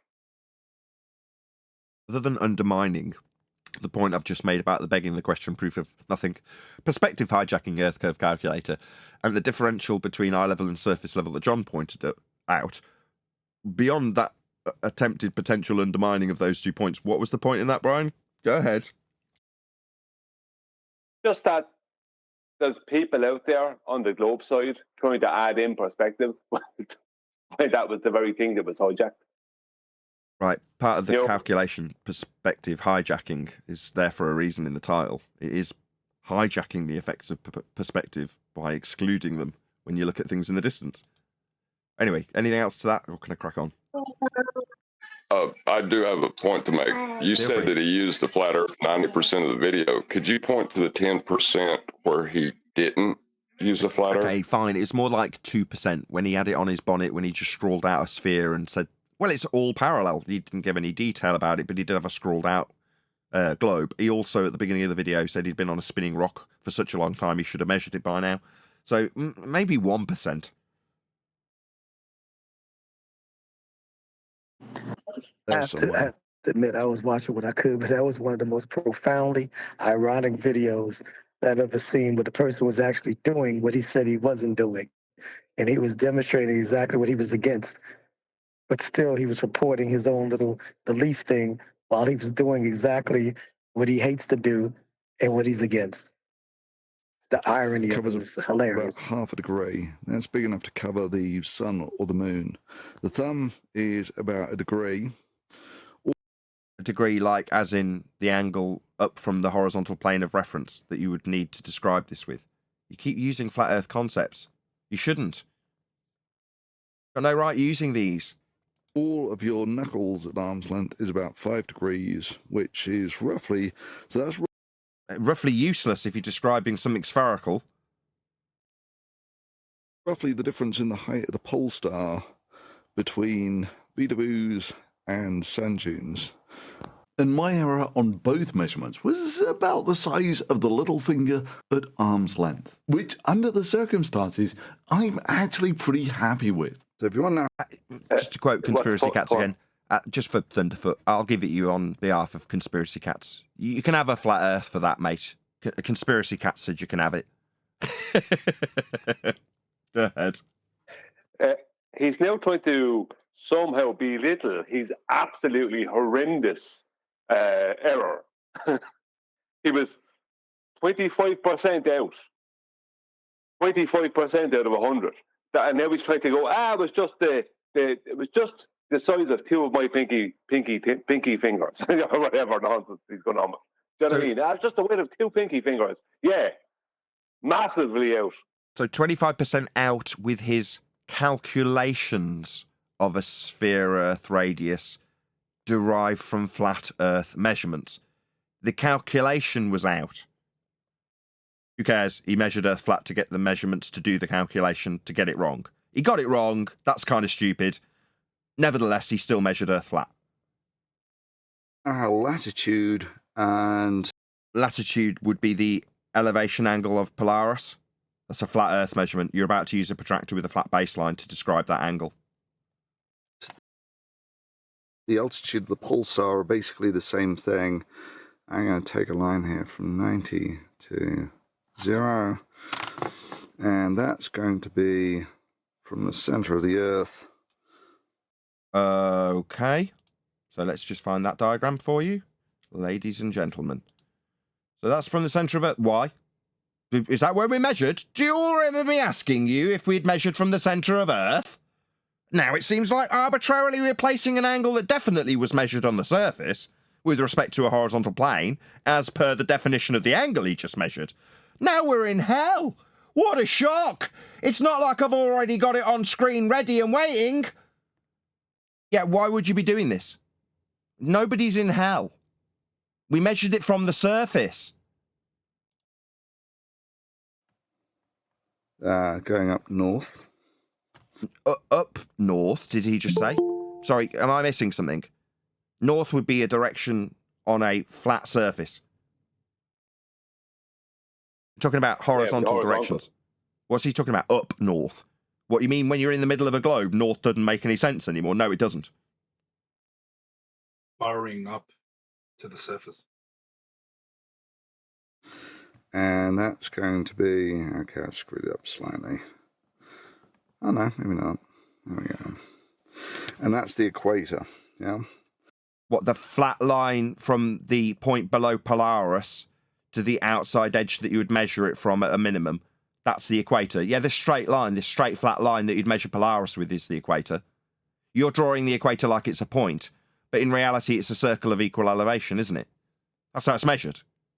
It's not measured in hell. It's not from the centre of hell where you're not measuring it out to this point. No, you get it with an angle.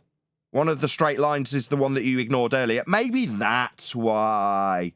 Tell me he's not deceitful now. He's making this equator line really clear. But if you're measuring Polaris, you're measuring it with respect to the equatorial plane, aren't you?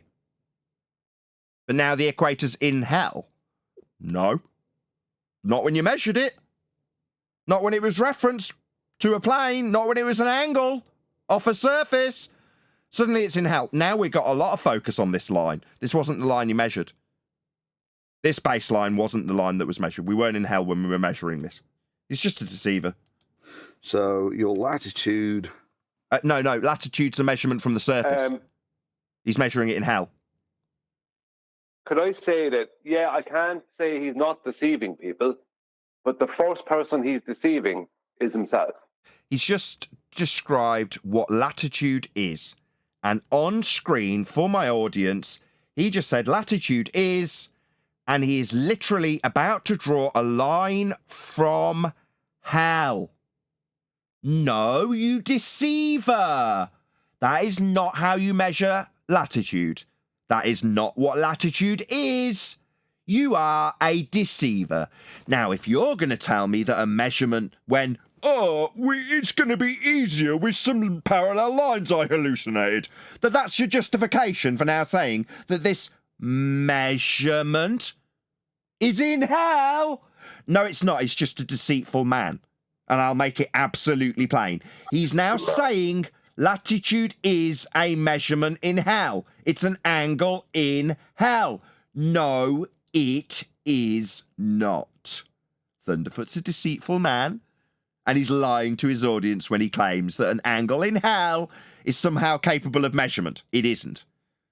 Just easier when he hallucinates a few parallel lines that he didn't see. That's deceit. Just 1 second, Nathan. What he's actually doing at that point is using a globe's geometric edge, because that's how they get. This is how the calculation works for their latitude. How they try and place latitude on a globe is it's the angle between their geometric edge and Polaris. That's what they try and say is how latitude is got, because we get latitude from an angle between the visible sea horizon and Polaris. So he's literally calling the visible sea horizon the geometric edge of his globe. No, he didn't do it. He didn't do it with a horizon. He did it with a bubble level. He didn't, but that's what's implied. If you understand what he's doing, I do, and that is what's implied, that the horizon is geometric. Hello, Adam. Hello, John. Afternoon, guys. Yeah, I'd join if you'd hit accept guest. Okay, you're here now. This angle here, yeah? The one in hell? This angle hit, where was that angle? Did we measure that angle? In hell? What angle here? The one you've just made up by deceit, by pure fiat, suddenly we're in hell with an angle. What angle in hell? There isn't one. That's your latitude. The one no, angles in hell aren't latitude. There you go. You've ruined it. Brian's ruined it, like he always does. No, Brian didn't ruin it. I did. The angle that he's getting from his high school protractor. Did you catch that? Yeah. Is a high school protractor different than a junior high school protractor or an elementary school protractor? Yes. Or are protractors just protractors? High school protractors have Comic Sans. I got it. Meanwhile, his deceit was just laid bare, and I'm going to replay it because Brian rumpus it like he always does. I can play Martyr 2. Brian always ruins these things. Forget that. So your latitude is this angle here. Liar. Calling you out. You're a fraud. That is not a latitude angle. I defined it, you didn't. You were in front of your car when you were actually gathering this measurement with respect to the horizontal plane of reference. And now when it's nice and clear and well lit, he's telling you the baseline's in hell. From the core of Earth. That's what latitude is it? Liar. No, it is not. That's not what you just did. But you're a deceiver, in spite of Brian's, what's the word, white knighting for you. Yeah, that's your latitude. No, it isn't. No one's getting an angle from hell. You're a liar. You didn't like mentioning the line when it was in front of your car, but now it's nice and clear that it's in hell. It isn't. So I'm in America at the moment. This is about 40 degrees. Kind of like the degrees you were measuring off the flat surface, but is now the protractor. So it's a turning of the protractor. If you were considered to be in hell, it would be the number of degrees that you turn the protractor. No, but that wasn't what you measured. You weren't in hell turning a protractor when you took this measurement. That's not what you did. But that's what you got to do to create a globe. Basically turn the measurement off a flat Earth into the protractor. Yeah? What does this look like? Here's the surface. Here's the star. Here's the protractor that he stood measuring with. That's now the globe, is it? This is epic. This is a great demonstration of how this process is committed. Great. Go on, whoever that was. I said every time you say protractor, you need to say high school protractor. He's turned the globe into a high school protractor. And I also know that I've measured. Right, your horizon is 90 degrees to the line to the center of the Earth. So. Sorry, a horizon? You're going to need to define that, you lying shit. No, that is not a horizon. What, the apparent position where the ground or sea meets the sky? You think that a horizon is defined as 90 degrees to the centre of Earth? Oh, yeah, look at that beautiful horizon in the distance, 90 degrees to the centre of Earth, obviously. No, said nobody at a beach ever. Where's he getting this from? Just make it up? What he said makes no sense at all. You're making it up. So it's a contradiction with regards to what Brian was saying earlier. See, at this point now, he wants his horizon to have a rate of change of slope of 0. But it can't have a rate of change of 0 because he's already reaffirmed it as the leading edge of a ball. Therefore, there must be a rate of change based on R. This is where they don't know which bit to grab, which bit to reify. And it creates that contradiction there. It is straight and horizontal, but it is Earth curve. Can't have both. Yeah, you can't have both. What he's Exactly. now drawing with a horizon claimed to be tangential to a sphere with a point that he's going to draw a line meeting so he can transpose it parallel to the surface with the line going out to space. I'll just let him draw it. Just give us a second. Oh. Perfect. So you see on this diagram, let's make it bigger. On this diagram, he's taking this as his zenith and this as the line along the ground for the baseline. Notice how we've now got a nice clear baseline. When it was the actual process and he was measuring it, it was demonstrated in front of a car, but now it's on a sphere with a GP position that's out in space. So if you're measuring from your zenith out to Polaris, let's say that this is Polaris where he's marked north. Can I do it? Just. It's a very, very tight angle. But let's just say for the sake of argument, we can measure this angle with respect to this surface, right? Well, then what you're measuring is the GP point along the surface to the ground position of the star. Well, in his diagram, have we got a ground position that's on the surface? Nope. It's in space. It's not on the ground anymore. You paying attention, Jaren? Of the Jarenism channel who couldn't understand this. You don't get ground positions meeting the ground at 90 degrees to the star in space. It's supposed to be on the ground. Of course, on the ground's now curved, and it won't give him an angle anymore. So a horizon could be defined as a 90-degree position at your zenith. No, that's definitely not a horizon, and you haven't got a ground to measure this angle with respect to.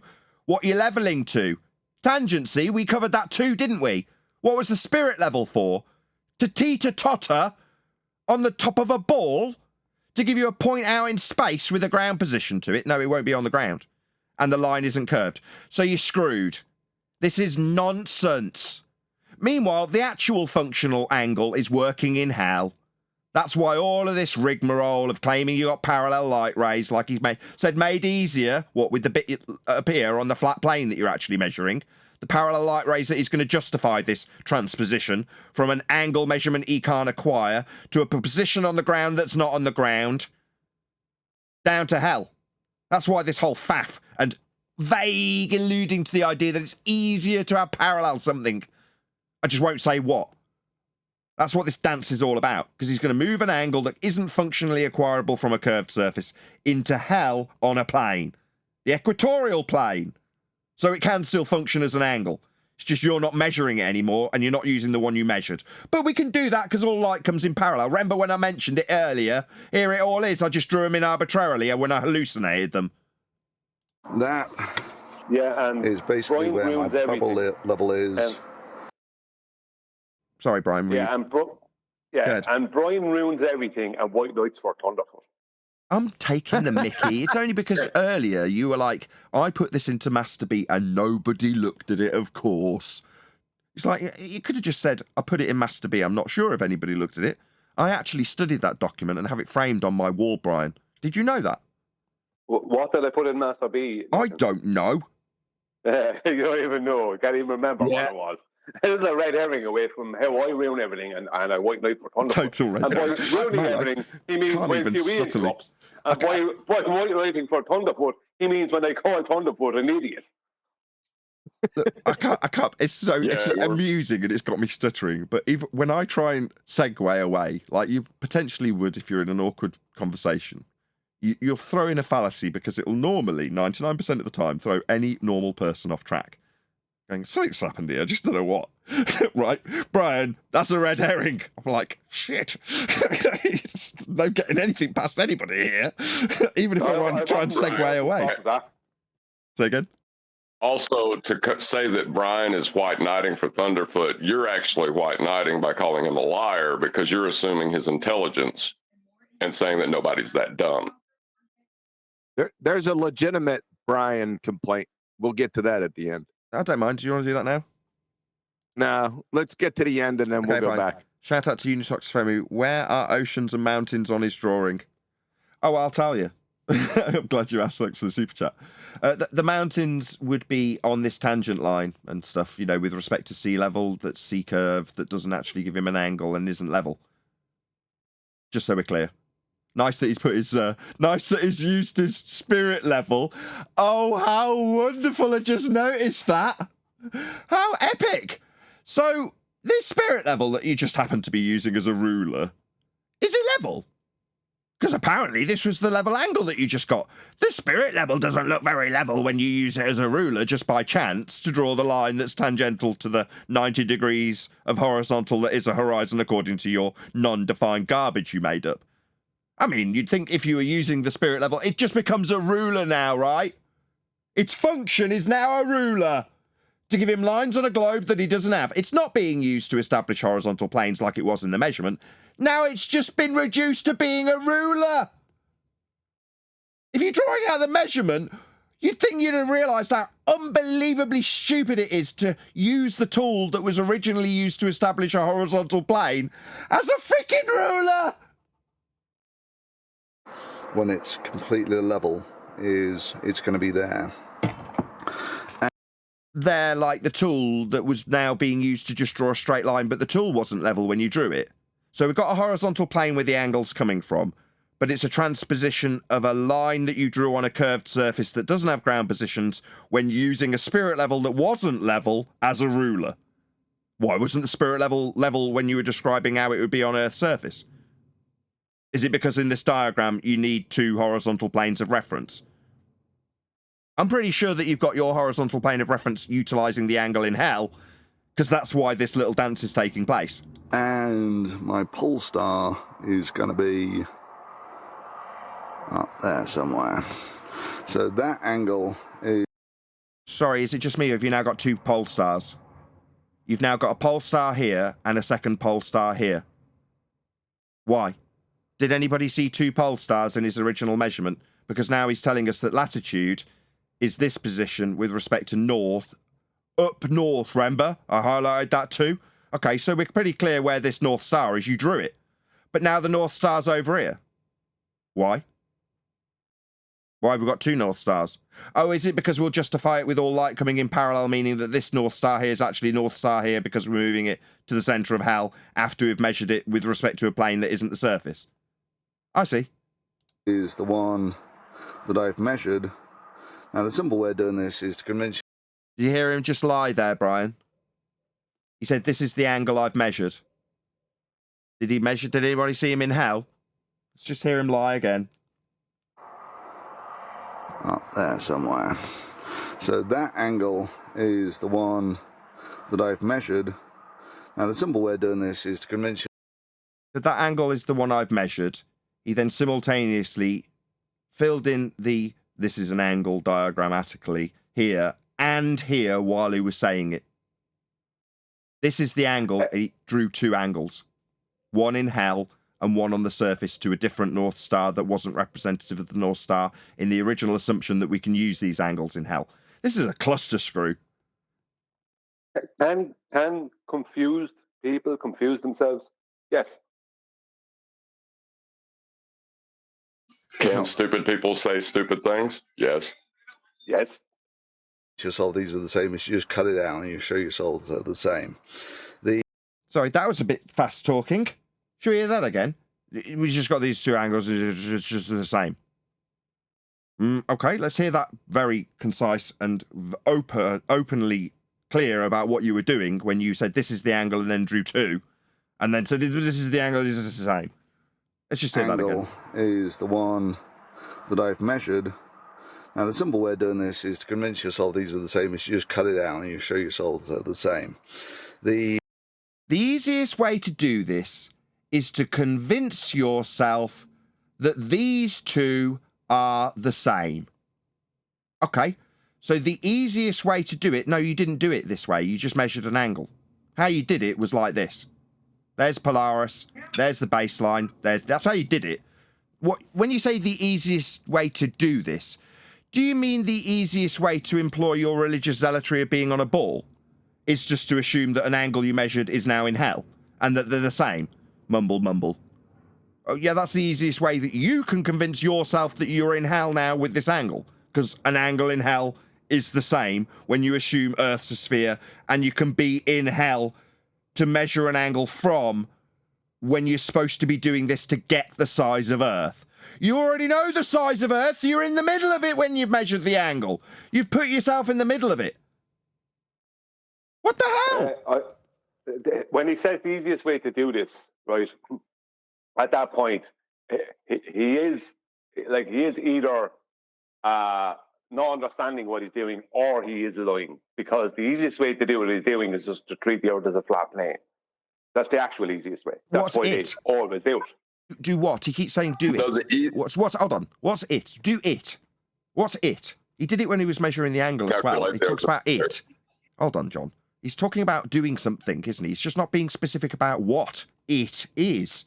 Let's define what it is. It is a transposition of an angle that is not measurable in this diagram in orthographic representation. It, the angle that wasn't capable of being measured with respect to the surface because that's now curved, and apparently horizons are at your zenith, tangential at 90 degrees, to a ball that does not give you 90 degrees of anything. It's a ball. But apparently this non-measurable, non-functional angle is going to be the same, it, as this angle in hell. That's what it actually is. And apparently, moving an angle that you cannot measure and defies the actual measurement that he took, being transposed into hell makes something, we don't know what, easier. Well, I'm going to define what that something we don't know because he hasn't defined it is. It's ball zealotry. That's what's being made easier with this. This isn't done in navigation. You don't transpose angles into hell for a navigation process. You do it on flat maps like he showed. More sophisticated. Sorry, John. Go ahead. It is believing you are calculating a sphere from a plane. That's what it is. He said it himself. Just rewind it and listen back to it. This is how he convinces himself that a flat plane is spherical. And my pole star is going to be up there somewhere. So that angle is the one that I've measured. Now the simple way of doing this is to convince yourself these are the same, is you just cut it out and you show yourself they're the same.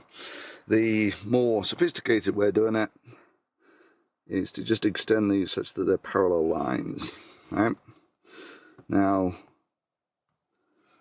if you have parallel lines... If we have them, where were they? Well, all these lines, where were they? Did we get those?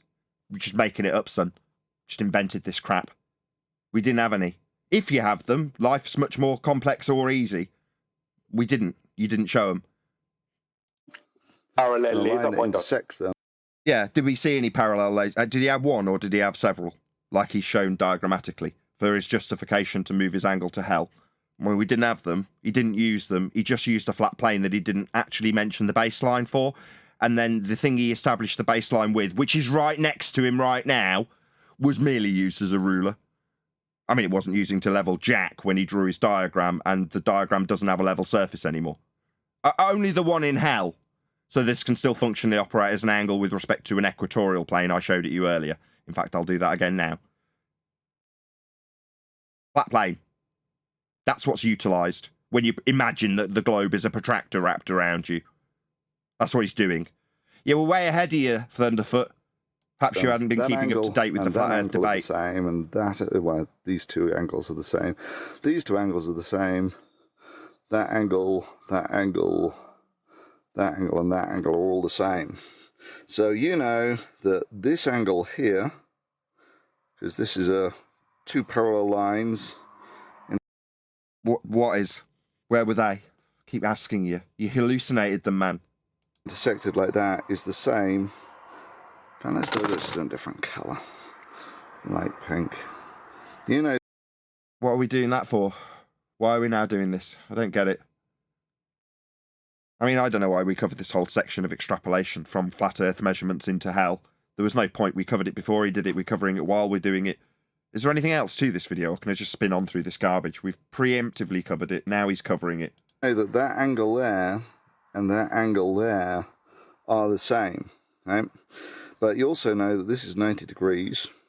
So we know we've got 90 in hell. Well, that's convenient, because it means you can use the centre point of hell that you're not in as an equatorial plane, like a flat plane, like this.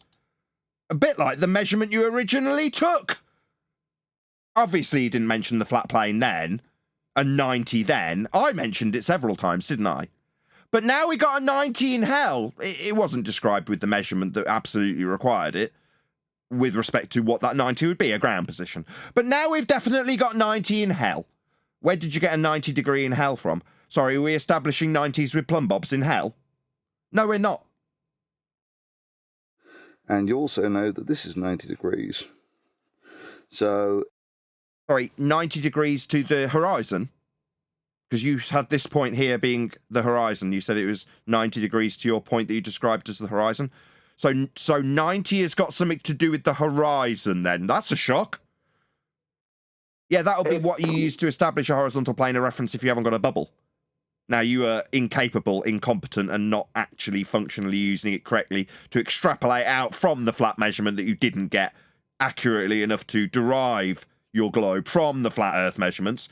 But your own incompetence aside, we know something to do with the horizon has got 90, do we? Oh, really? Because your horizon on a ball would be this point here, below the surface level. That would be this point. The 90-degree point that's got something to do with the horizon as you described it. Let's just make this bigger so we're absolutely clear. We all heard him describe what the horizon was at 90 degrees. And now we've got it absolutely affirmed that this point here is definitely 90. What? The horizon? Yeah, we know. But that would mean it's this line. Doesn't it? Going out into space? Your horizon on a ball in your ball maths is this line, mate. It just doesn't give you anything to do with angles or the capability of measuring them anymore. And it certainly hasn't got anything to do with 90s. If this is your surface, where are you getting the 90 from? There's never 90 degrees to a ball, clown shoes. Oh, you'd need this tangential line that would be the surface that you're not measuring anymore with GPs that are in space, ground positions in space that aren't the ground. This is a cluster screw. No, we know that 90's got something to do with horizontal. Perpendicular to it would be vertical. That's what 90's giving us when we measure the ground for angles with reference planes and a flat Earth. I'm done. Well, when he sits outside the Home Depot, or wherever it is that he went in to buy this level and his protractor and his laser pen, and he thinks to himself, you know, if Polaris is this massive, huge, giant superstar in the sky, then that would mean that every point on the surface of my hemisphere, the convex hemisphere that I'm trying to claim I live on, will be 90 degrees to that if I put the horizontal lines through my sphere. It's time to buy that level and that protractor. That's basically what he's done. It all starts and ends with him pre-assuming that Polaris is this massive star in the sky, that all lines from the northern hemisphere of his globe are all 90 degrees to. If that's 90 degrees and that's your latitude, and this is 90 degrees and that's your latitude at the horizon, and these two angles are the same, then basically this we're in angle hell. here is this angle here. In hell. So basically, by measuring the angles altitude of the pole star, you didn't measure the latitude of the pole star. Your latitude to the pole star is now in hell. Why are you talking about measuring it when you got it described and justified as being in hell? That's not a measurement anymore. You've bastardized and violated the original measurement by putting it here because you couldn't get it from the curved surface. I think you need to see the subtleties underneath this video. What's that? He himself is in hell. Yeah. He himself is in hell, and that's why he's making this video. Regardless of what his intentions are, the driving force is the hell that's going on in his mind, because he knows he can't measure the Earth, but to be a two-dimensional flat plane with topography above and below it. He knows he can't. So this is like this is a projection of his own mental hell. So he is in hell, both figuratively This and mentally. is 100% known to astronomers since forever. Because they've all been in hell. Seeing as one of the mounts that we have is called the German Equatorial Mount, and the equatorial mount is also referenced to a horizontal plane. You level it. The way that it works is one of your axes has to be... But why is he talking about this now? He's talking about a tool that's referenced horizontal again, so he's just hijacking flat Earth over and over again. And once he's introduced his complex... Go on then. Leave him play. Aligned with the axis that the Earth spins on. So you have to set... Where do you get that axis from? Go ahead, John. Well, you need a plane of reference to describe the axis from. So he thinks that the equatorial mount is on that plane of reference and spinning. Yep. He doesn't understand. Sorry, he doesn't understand that they're going to become clear. She'll show with his own diagram, moving diagram. He doesn't understand that the equatorial mount is designed to be pre-assumed to be on the equatorial plane of a globe at vernal equinox, which is the March equinox, and that equatorial plane is pre-assumed to extend out into the celestial plane, giving you a much bigger horizontal plane or flat plane, and it's then pre-assumed to be stationary. He thinks that the equatorial mount, the movements of it, are there to forego the rotation of his globe Earth, and that it sits on a convex surface. No, the whole point of the equatorial plane is to work, or the equatorial mount is to work with a moving celestial dome. Right, so that's here the it whole is. Point of it. Here it is, both north and south in representation with a globe Earth inside it. So here is the point that the angle's coming from. This is the measured angle marked in the void of Earth in hell, with what is effectively the protractor wrapped around and marked as being the globe. Now, obviously, it's only hemispherical, but this is depicted with both north and south. This, from this point that you are measuring the angle, you have what is ultimately needed to reference the angle to, which is the extended celestial plane. So inside this sphere, which is representative of the view you get of the stars, you can form a grid with the angles you get to them. And the angles are referenced to this plane that he's created inside the globe. That's called the equatorial plane. So equatorial plane is the flat plane that you're referencing in hell, and the extended celestial plane is the extension beyond the equator. Again, flat, for the angles to be referenced. This whole rigmarole is to get you inside hell so you can still use the angles with respect to a plane. This is what he's done. Let's just bring this diagram up.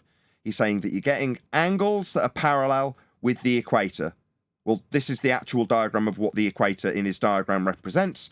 A flat plane with 90 degrees to the North Pole along a flat surface. The equator's an extension of the minimum angle that you get from Polaris.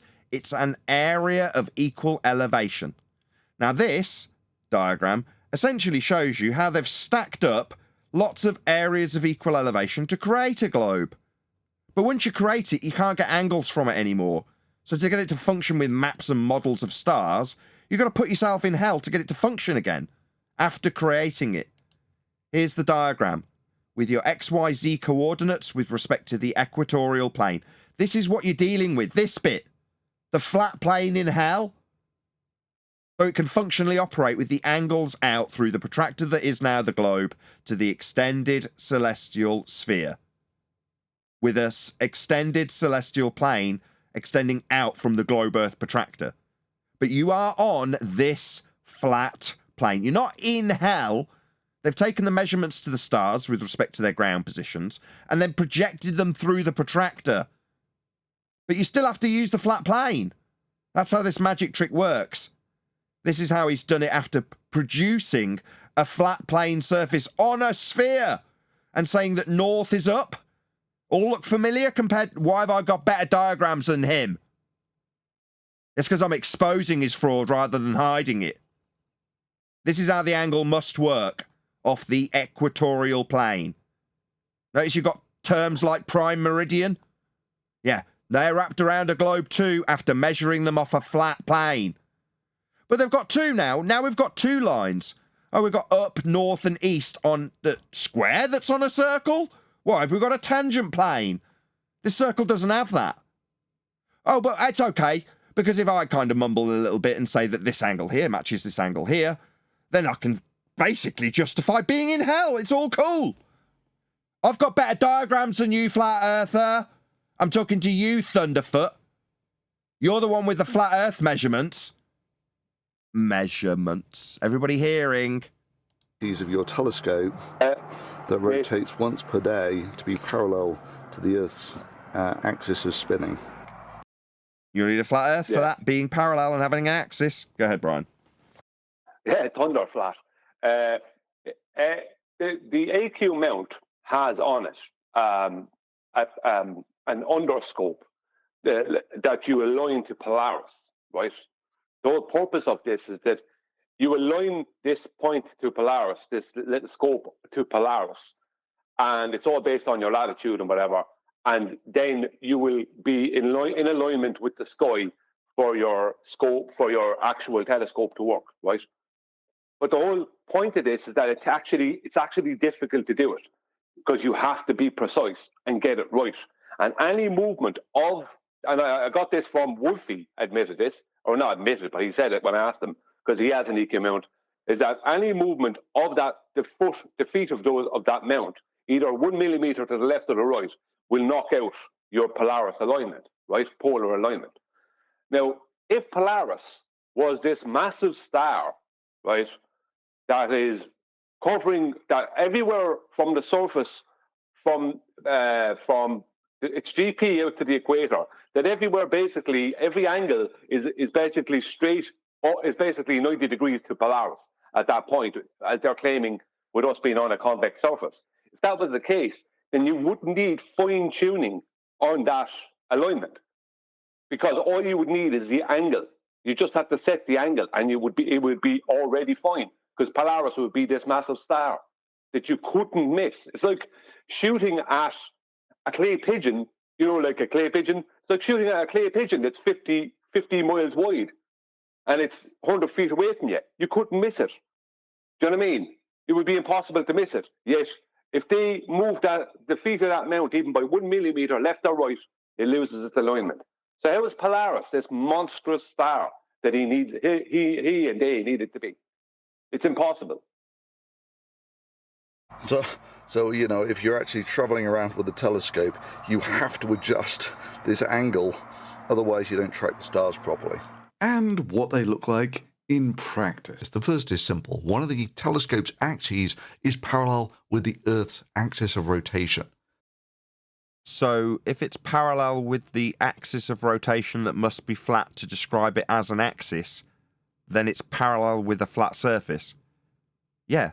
So you're lining up the telescope with a flat surface parallel with the ground that's flat. No. He's bullshitted you, you see. You've been Jedi mind tricked.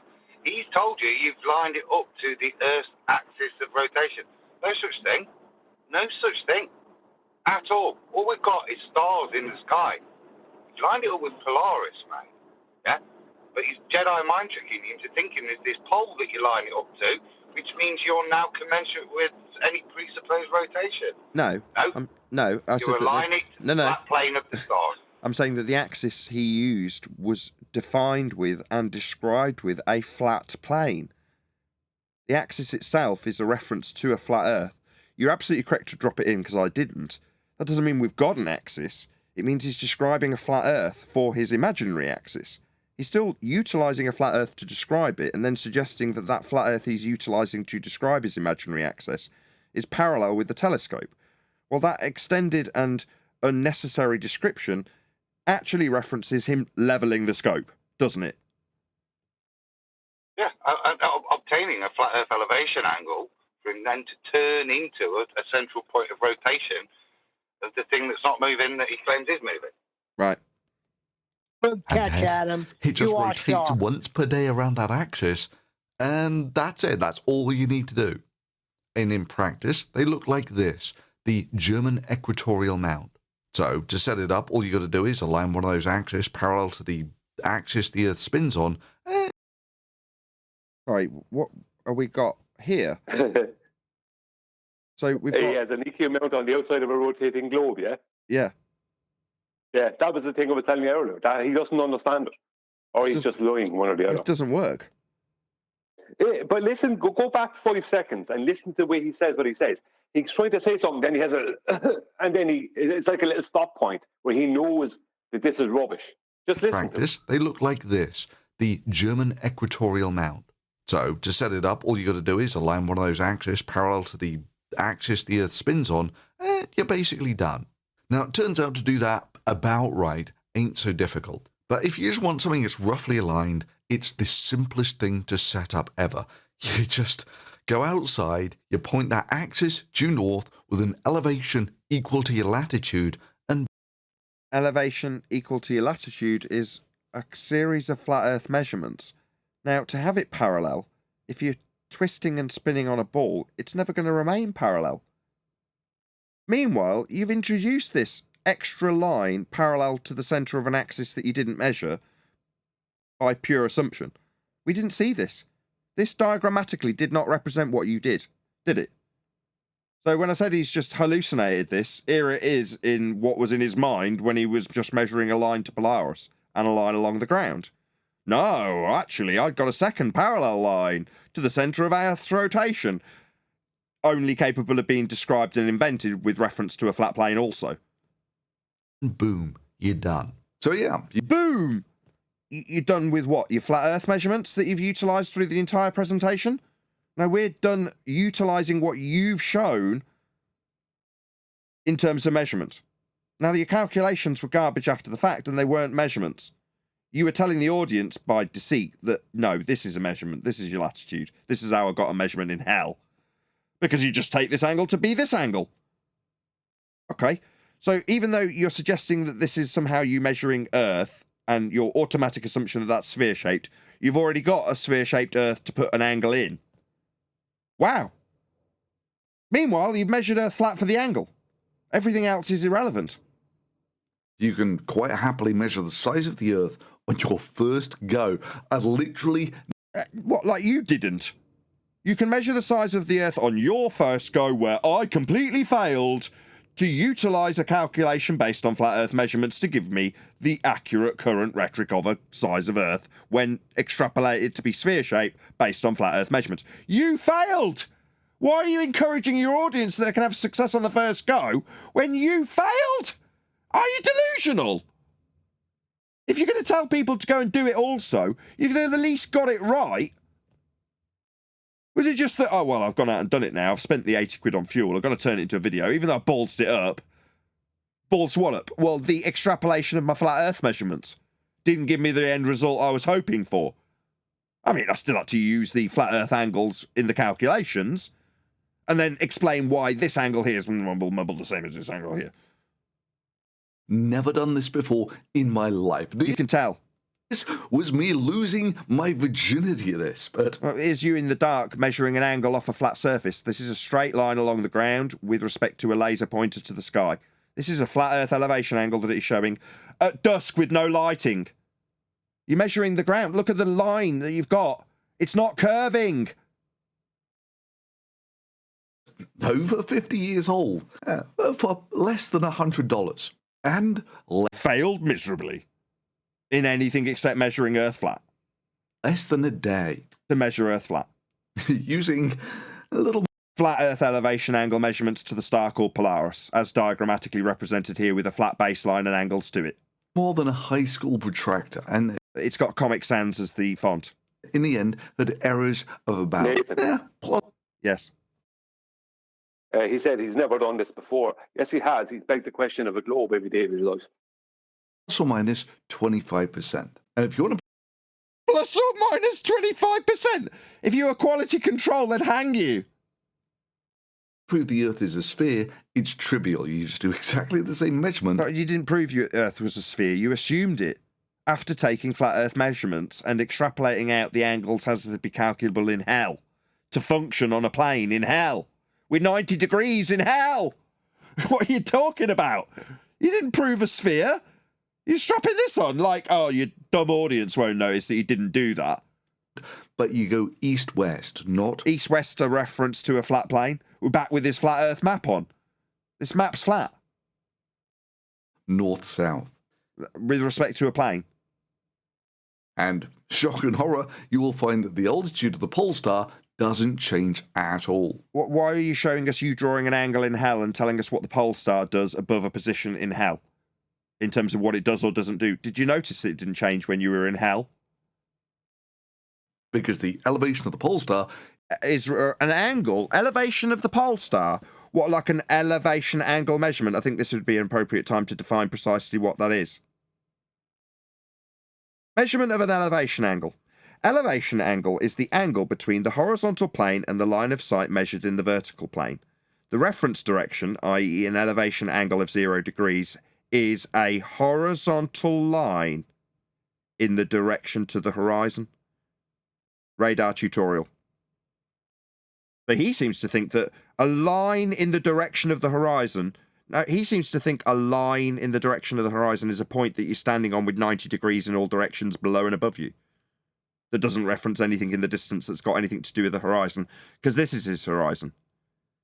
So this defies radar tutorial, as it did the other two definitions I read out. I'll repeat them now. The altitude angle, sometimes referred to as solar elevation angle, describes how high the sun appears in the sky.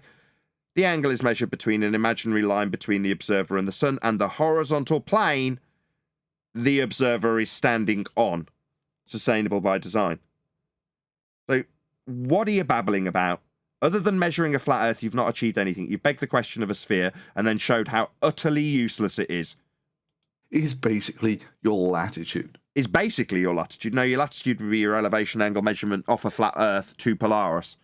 You showed it in very dark silhouette against your car a minute ago. That's what you actually measured, wasn't it? Of course, it's best if this is the bit in big lighting and the actual measurements as dark as hell.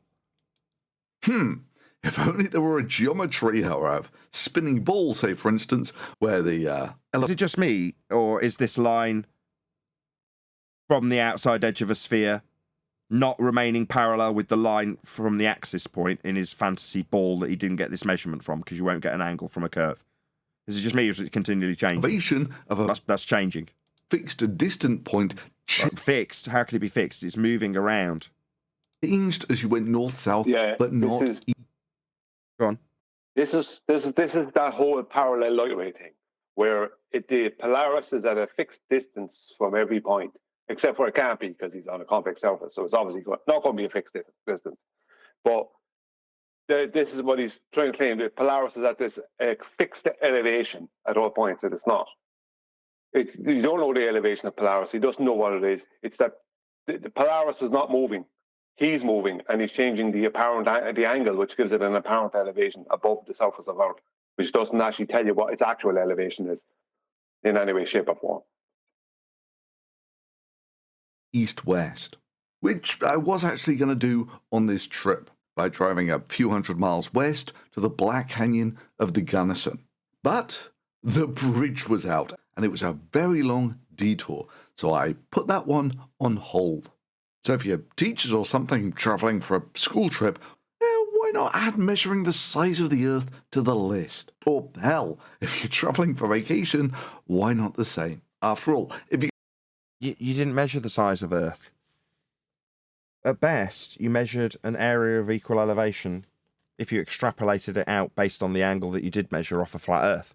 You didn't measure the size of Earth. Now, if you're going to suggest that this is an accurate extrapolation, then you'd expect to at least get it right. Add this method that I got completely balls up and wrong to your school children's list. And if you want to show an example of how not to do it, send them to this video. You're going to live on a spinning rock. You're going to need to assume and measure a flat Earth to do it. Go ahead. Say, if you used the word measured there, the only thing that was measured was a flat Earth elevation angle. As for the rest of what he did, it's all pre-assumptive calculation to deriving to his size of his pre-assumed theoretical ball. Entire life. Seems like measuring how big it is something you should maybe do once in a lifetime. Yeah, maybe. And just remember, if you do it once, Nathan, make sure you do it as wrong as he's done it. At least 25% wrong, meaning anything you calculate is wholly irrelevant. Yeah? Yeah, make sure you violate the original measurement once in a lifetime. And this is because these angles are kind of the same. It's just easy. It's mumble the same.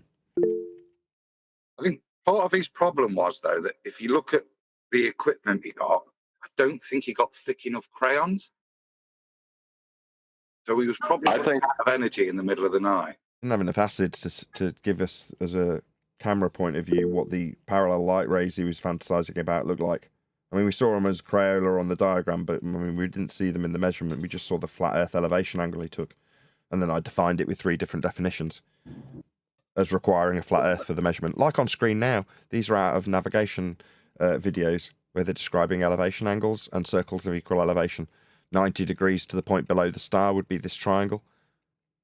Circle of equal elevation to the outside edge of it. This is elevation angle measurement by description. The 90 degree is on the ground, not in hell. It's part of the measurement. He made sure the 90 degree was there, didn't he? With his spirit level and stuff. See, just from an empirical data point of view, just to critique it even further, he goes at the end, once he's figured out he's 25% out, he goes and shows you what half a degree will look like in terms of how that could have disrupted his thing. Look at the standard deviation of his results, of his 5 or 6 results he takes. There's 2.5 degrees variance in there, which is 5 times the amount that he's mitigating for. Whatever he's done, I think it's probably more luck that it gets anywhere near his pre-assumed ball. But everything he's done has got such margins of error that you, even if you were actually measuring rather than calculating something, you couldn't draw any inference from it because he's like I said, he needs thicker crayons. Can I briefly say something? Yes. Being that he's using crayons, he's trying to make it simplified, trying to show how simple he can measure and prove Earth's globe. The funny thing is for the normies and the children that might be watching, if you notice everything that he does longitudinal and latitudinal measurements, he uses that paper, whether it be his little scrap paper or whatever, the map. Everything's flat as he acquires that. But he doesn't use anything spherical. Anybody else? He doesn't use those with the protractor or with the compass. He uses all the instruments on a flat surface, on a flat piece of paper to demonstrate the longitudinal and latitudinal measurements. Right. So that's to tell you something's, this guy is a liar. I mean, period. Well, as I've had so much pushback, else? now hold on. Now you've said it, I've got to push back like everyone pushed back against me. Last time it was me saying what you've said. He's deceitful. You're saying a liar. Well, no, now I'm pushing back against it. He believes this. It's part of his belief, and he's telling you the easiest way to believe this is to understand and appreciate that these angles he's created with respect to a ball he can't measure are working in hell with the angles you originally acquired from the plane you did measure. Now, in his mind, saying that these angles are just the same and the easiest way to imagine this is to suggest that these 2 angles are the same is true. That's what he actually believes. Now, us pulling it apart at its root and saying, no, you're actually just measuring 90 degrees below the star. That's the only 90 that's involved in this angle measurement when you derive a circle of equal elevation and call it the equator or call it latitude.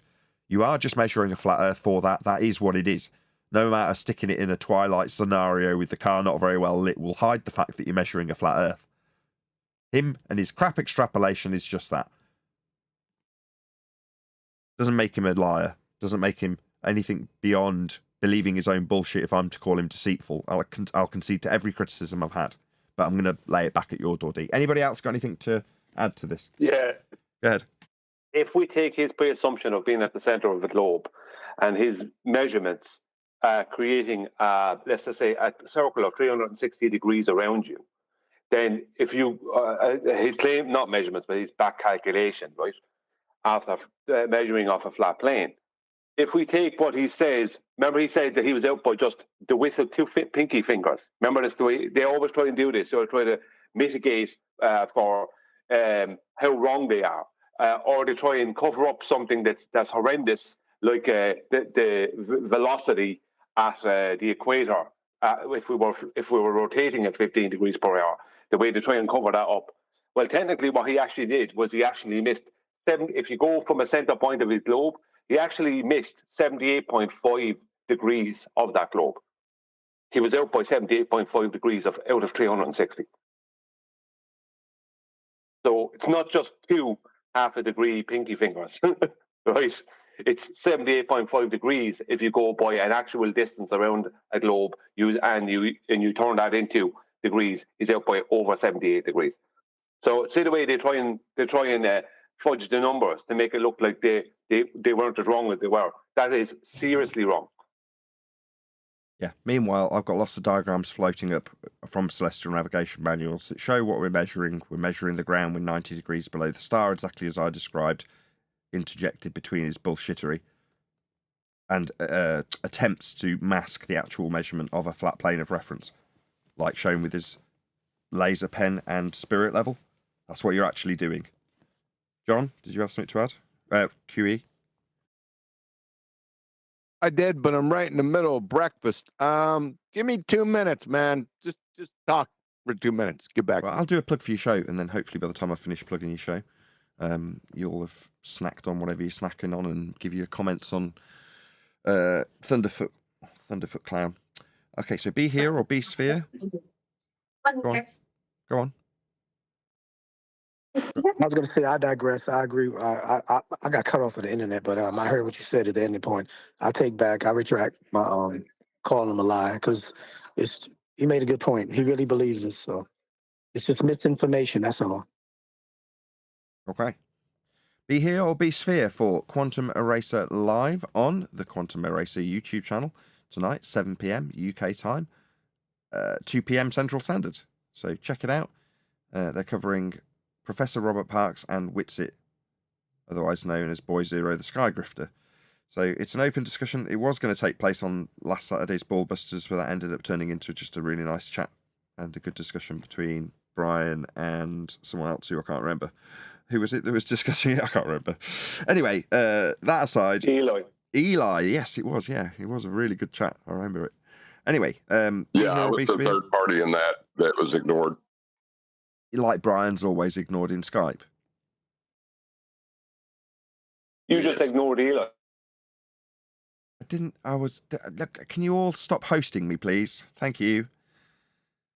Be here or be sphere on the Quantum Eraser YouTube. I'm still getting hosted. Be here or be sphere. I don't mind the interruptions. It drags it out a bit while QE empties his mouth and hopefully adds some actual useful input to the Thunderfoot stuff. Be here or be sphere on the Quantum Eraser YouTube channel. It'll be just QE, I believe. Is it an open discussion? I shouldn't really be asking him because he's not going to be able to answer. The whole point of doing this is to buy time. I've done my plug. Nathan. Yes. Just wondering. I sent you one of my debates against a pilot, ex-military pilot of 50 years. I don't know if you want to do a review of it. Yeah, can someone stick me that? What's your name?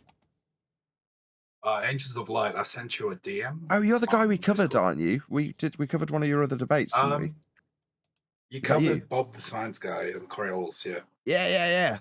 Okay, yeah, definitely we want to cover that. Yes, please. Can somebody grab that if he's posted it in Discord and stick it in Master B? We'll cover that tomorrow. Hold on a second. We'll cover it tomorrow, so there's no urgent. D-Rose. Bloody hell. Yeah, there's no urgency. Oh, God. Oh, God. Hold on a second, guys. I'll do a QE till I get the there. video. Oh, God. There's no urgency while we're in the middle of a live stream. We're not going to start covering that now, 2 hours into a live stream. But thank you. If you can get it to me, that would be wonderful for tomorrow. Anybody else got anything? I'm waiting for QE to actually give us 2 pennyworth on Thunderfoot. Yeah, but that's not answering my question. Why aren't we going to cover it now? That was too Irish. One more time. Yeah, but that's not answering my question. Why aren't we going to cover it now? Because we've done 2 hours. Because I've got other things to do. That's why. Tomorrow's another day. You want to cover everything. Yesterday you wanted to cover Thunderfoot. Now we've covered Thunderfoot. Now we must cover something else. No, we'll do it tomorrow. We'll be fine. We have to live for the... Sorry that my mic was on, but I was trying to ask a question. What year did Thunderfoot make this video? Because I'm trying to figure out why. It's almost like the redundancy just kills me. I like that we go over it. Redundancy is good because the more you redundantly. Okay, we don't need the end waffle. Bloody hell, D. When? Yeah, you just keep waffling though. It was made 2 days ago. Oh my God. Okay, this is sad. All right. It also gives me another. I think Wright just had something to add, Nathan, before get to me. Okay, well I'll do my call to action. Then we'll go to Righteous. Right, please let Thunderfoot know at Nathan Oakley 1980 sent me. The idea being that if he was to respond, he'd do the same for me and put a link to my video when letting us know just how wrong we are when we point out in no uncertain terms that he's measuring a flat Earth. Go ahead, Righteous. Yeah, I was just gonna do some quick admin, but I settled it in main text chat. Basically, I was gonna say to Angel Lite, he doesn't check his DM. Nathan's not familiar or privy with Discord, so you gotta post it in main text chat, which he did, and I posted it in Skype. Thank you very much. QE. Thank you. Yes, can you go to 8 minutes 43 second on Thunderflat Clown's video? And the Earth. Okay, so we're going to work in kilometers. No, just stop. And okay. Just stop it. Was it up on screen? 8:48. We're going to set this to 8:43.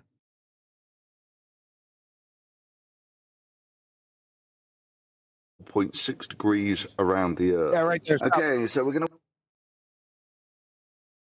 Okay.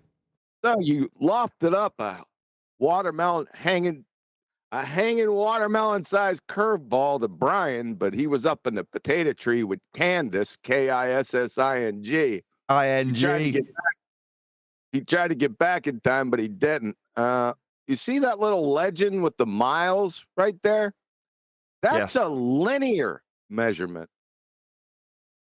And then he superimposed it on the flat map. Why didn't you superimpose it on a globetard? I did cover this. I did say it was linear. I just didn't reference the scale, but I did. I pointed out. I asked Brian to bring. Not you, Brian. Oh, okay. I'm ace still, though, right? I didn't get back fast enough. Hold on, let's just clear this up. Hold on. I was running up the stairs. I'm still ace, right? That's all good, yeah?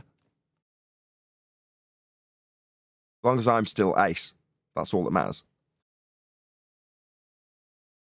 Brian ruins everything, and White Knight's for the bottom. That was a big red herring. And you didn't say linear measurement. Yes, I did. Go back and listen. I absolutely did. You did not. Yes, I absolutely did. Hey, I'm co-hosting the shit out of this. Anyway, can I get your comments on the actual video? Because you've watched it all the way through yesterday while I was doing Omi videos, so I know you've got a comment on it or an opinion on it. Yeah, did he eat the crayons? A constructive, flat Earth debate based rather than attacking him as a man and his stupidity level, which is high, I'll grant you, just so we can move on. We can move on. That's my summary. Prosecution rests. Is that it? Really? You watched the whole video and you've got no other comment?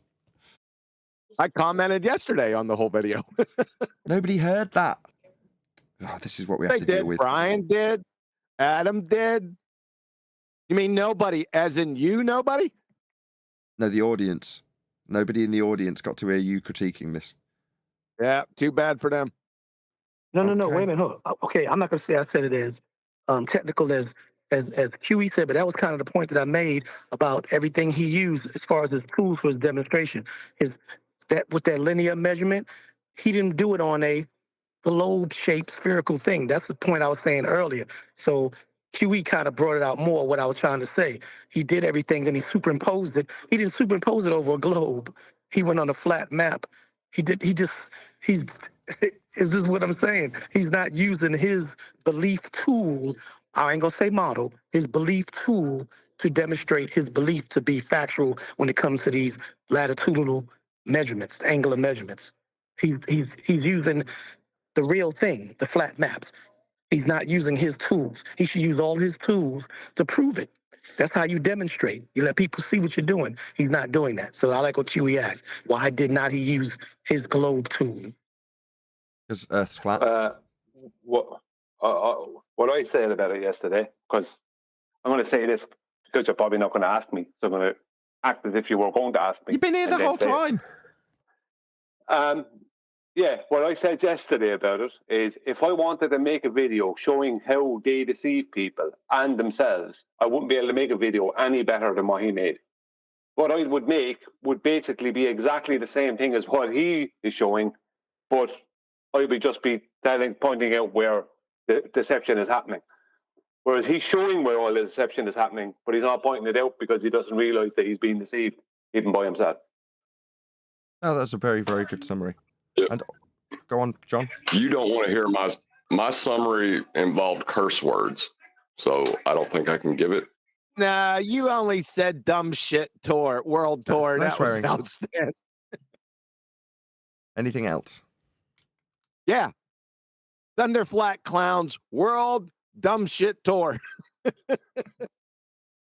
And also be here or be sphere for the Quantum Eraser YouTube channel, 7 p.m. UK, 2 p.m. Central Standard for QE Live. But with that, I'm going to say if you are watching this on either Nathan Oakley 1980 or Nathan Oakley premiering streams, then stay tuned as there will be an after show to follow.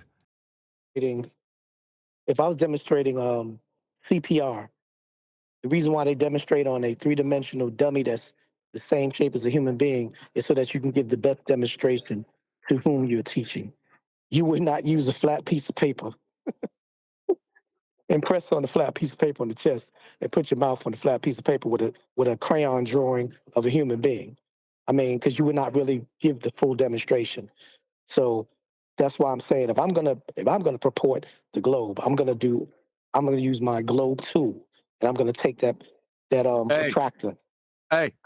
Hey. This is family show. No globe tools. Okay. With beads on them. Did Thunderflat Clown, when he was in Laramie, Wyoming, did he show the drill that he used to get down to the center of the earth? Yeah.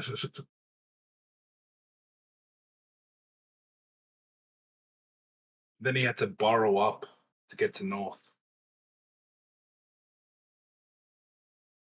I'd like to see the tape measure that he used after he drilled the hole.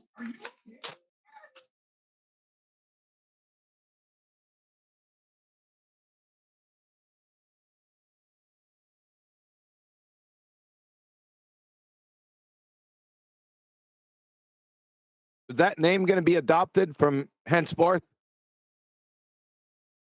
Thunderflat Clown. I thought it was Flatfoot Clown. What a moron that guy is. Also, pro tip, you're supposed to wash the conditioner out of your hair before you leave the shower. Thanks. Don't put it in.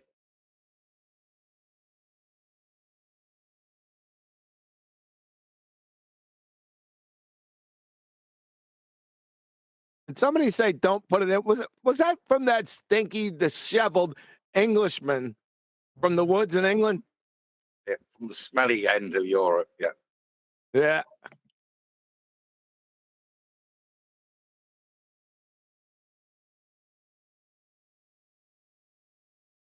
From Sherwood Forest. You're near Sherwood Forest, aren't you? I'm in it. Yeah, I'm in what was. And then it's all built on now. But yeah. That's pretty cool, man. I wish I could jet on over there with my bow and just walk around the woods. You'd be so at home. I'd take you up to the Sherwood Forest Visitor Centre. It's a couple of miles up the road. And you could go and see. You could shoot an arrow at the famous major oak tree. Oh, they got a big oak? Really? The oak? Really? Yeah. So the major oak's still there. So the one where Robin Hood dies, If you see it in the film, that tree's still there. It's propped up now. It's so old. It's got like its branches are held up with wooden plinths, so it doesn't, rip itself apart. But older than your country, that tree. Yeah, you got the pictures of it. Get something. I'll send you.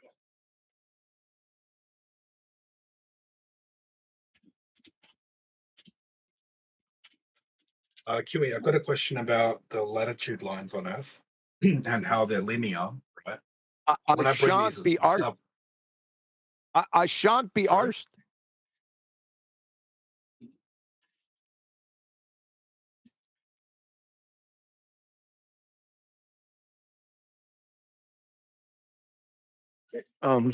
Strictly speaking, rhetorically, I can believe why, but I really rhetorically I can't believe that this video was created 2 days ago.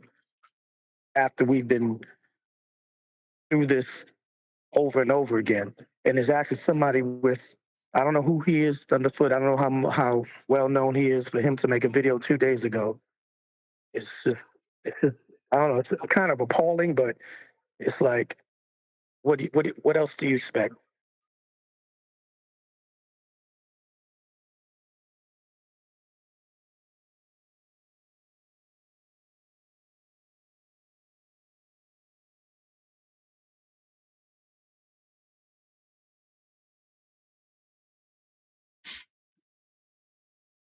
$800 to 1,000 years old.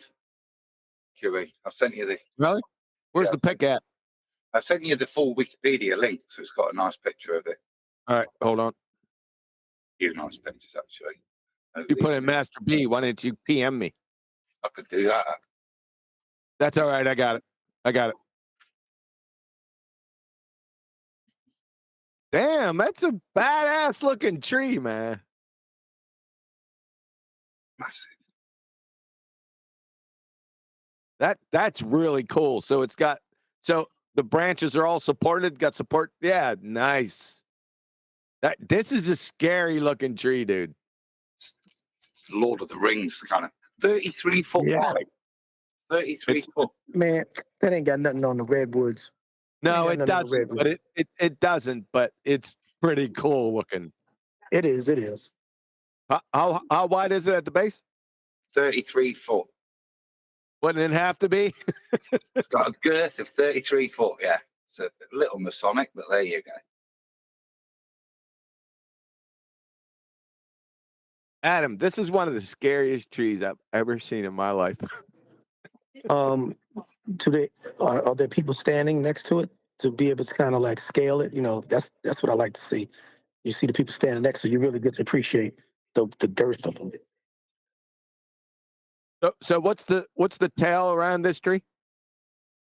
Well, the I suppose the mythology of it is it's the tree that Robin, when he's dying, he shoots an arrow to see where he's going to be buried, and it lands at that tree. So he's supposedly is the burial place of Robin Hood.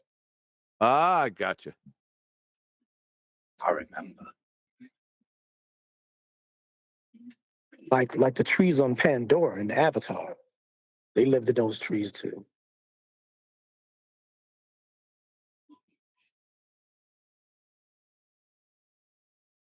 Nathan, are you showing this tree on your stream? Hey, I'm gonna have to co-host the shit out of this show. You better get a picture up here so give people some context, man. I mean, it's his homeland too. He should be proud of it. Like, we have girth too. It's a family show. Nathan! Where'd he bugger off to? But whereabouts is this tree? It's in Sherwood Forest. What, 33 foot wide? Adam, can you share it on your screen? They have it in Discord so they know what we're talking about. At least people in Discord can see it. I'll put it there. Yeah, please, I'll go there if that's it. There you go. Not too far from me. Since Nathan won't pull it up on his screen, I got to co-host the shit out of this show. It's on screen now. That's the picture up with people next to it, but that's from 1879. Wait a second, I'm missing it. Where'd you put that? That's a painting. Yeah, well, yeah, but that's a drawing from 1879. There's pictures of it today. It's not that tall. It There we doesn't go. look like.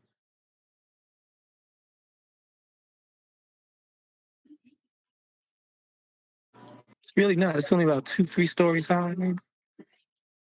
It's that the base isn't that tall. You could climb up at some. You can climb that. That's where Brian goes with Candace. Sitting up there and having a little kiss. Yeah, Kissing. Yeah. Yeah, right. Is it love or marriage? What stage are we at? Or is he pushing a baby carriage? It's purely physical.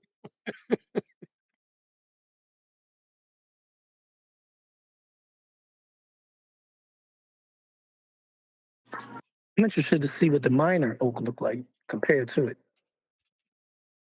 Well, they're all around. There's loads of oak trees up there.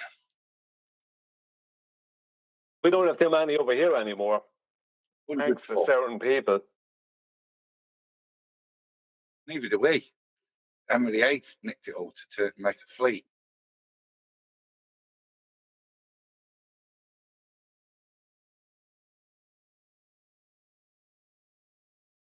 Yeah, 98 foot. So how did they get that measurement? Tape measure. Why have we got Major Oak up?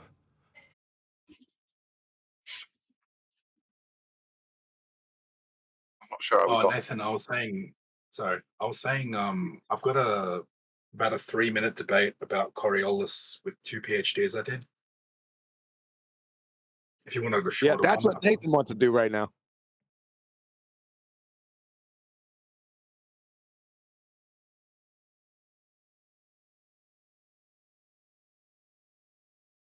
It seems as if he may be asking you to review his debate. Yeah, I haven't got it. It's not in Master B. Oh, hang on. Oh, is it this TikTok? Yeah. So the TikTok one, the watch till the end pilot, that's the one against the pilot, and then I can send you I think it's about 3 minutes, and it's Coriolis against 2 PhDs I did. What is it doing? Okay. How often do you have to adjust for the curvature of the Earth? You don't have to adjust. You're flying at a constant altitude above the Earth. Yep. And what about? It's game over right there. Yeah. That's it. Don't need anything else. Yep. Well done. You know what's funny? I get him to concede flat Earth like straight away. It's hilarious. Does everyone agree with me? Yeah. That's game over right there. Yeah, he just finished there. He just admitted to not. He just admitted to, first of all, not having to adjust for curvature, and then he talked about altitude, which is a height above a flat plane. Yep, you got it. Oh, Yeah, it maintains its constant, doesn't it? Constant altitude, which would mean you're constantly falling. Yep.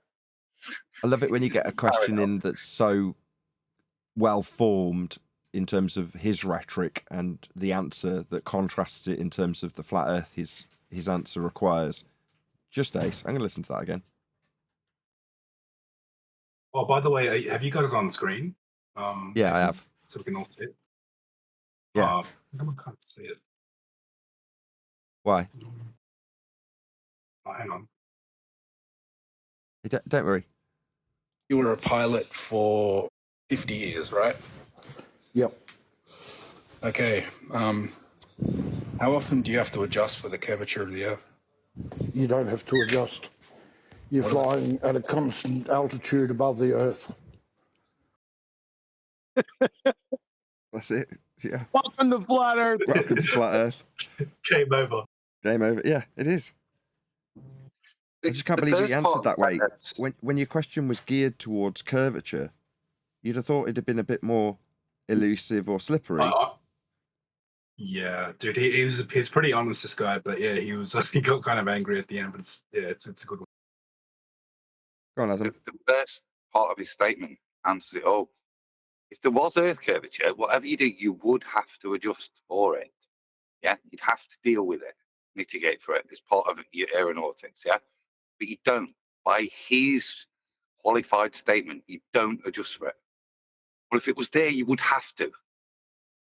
That's a pilot admitting you don't. So irrespective of his beliefs, by the way, irrespective of any personal beliefs, whatever shape he thinks, he's telling you from his professional standpoint that there is no practical adjustments made. Just to confirm, are you what about screen Earth sharing it, rotation? Nathan? If you're landing on a north to south runway, do you have to adjust for Earth rotation? No, because the atmosphere is travelling at the same approximate speed of the Earth. Great. So you're flying, the aeroplane is travelling relative to the air mass that it's in. What the ground's doing is irrelevant until you land. But the ground, according to you, is moving, sir. Are you aware of how fast your Earth is supposedly spinning at the equator? Pause. He just debunked our rotation there as well. So in less than a minute, rotation and curvature are over. Which denied the effect of Coriolis at this point now. He said it's not, they're not two reference frames. The air is moving lockstep. So he's denied Coriolis. Well, watch what he concedes now. Well, it would be 1 degree per second. I'm not sure what that is in miles. Nope. It's 460 meters a second at the equator. Right. So if you land your plane on a north to south runway at the equator, are you going to be... Is it the pilot breathing down his bleeding mic with his wide open mic and his nose noise? Yeah. What a wanker. Chasing the runway sideways 460 meters every second? No, because you're flying in an atmosphere of air that's travelling at the same speed. Yeah, but so if you the claim, speed becomes irrelevant. But if you claim the atmosphere just moves with the Earth, it's the same as me saying the Earth is stationary. It would be exactly the same. Exactly. You agree with me there? There's a lot of game over moments in this. Oh yeah.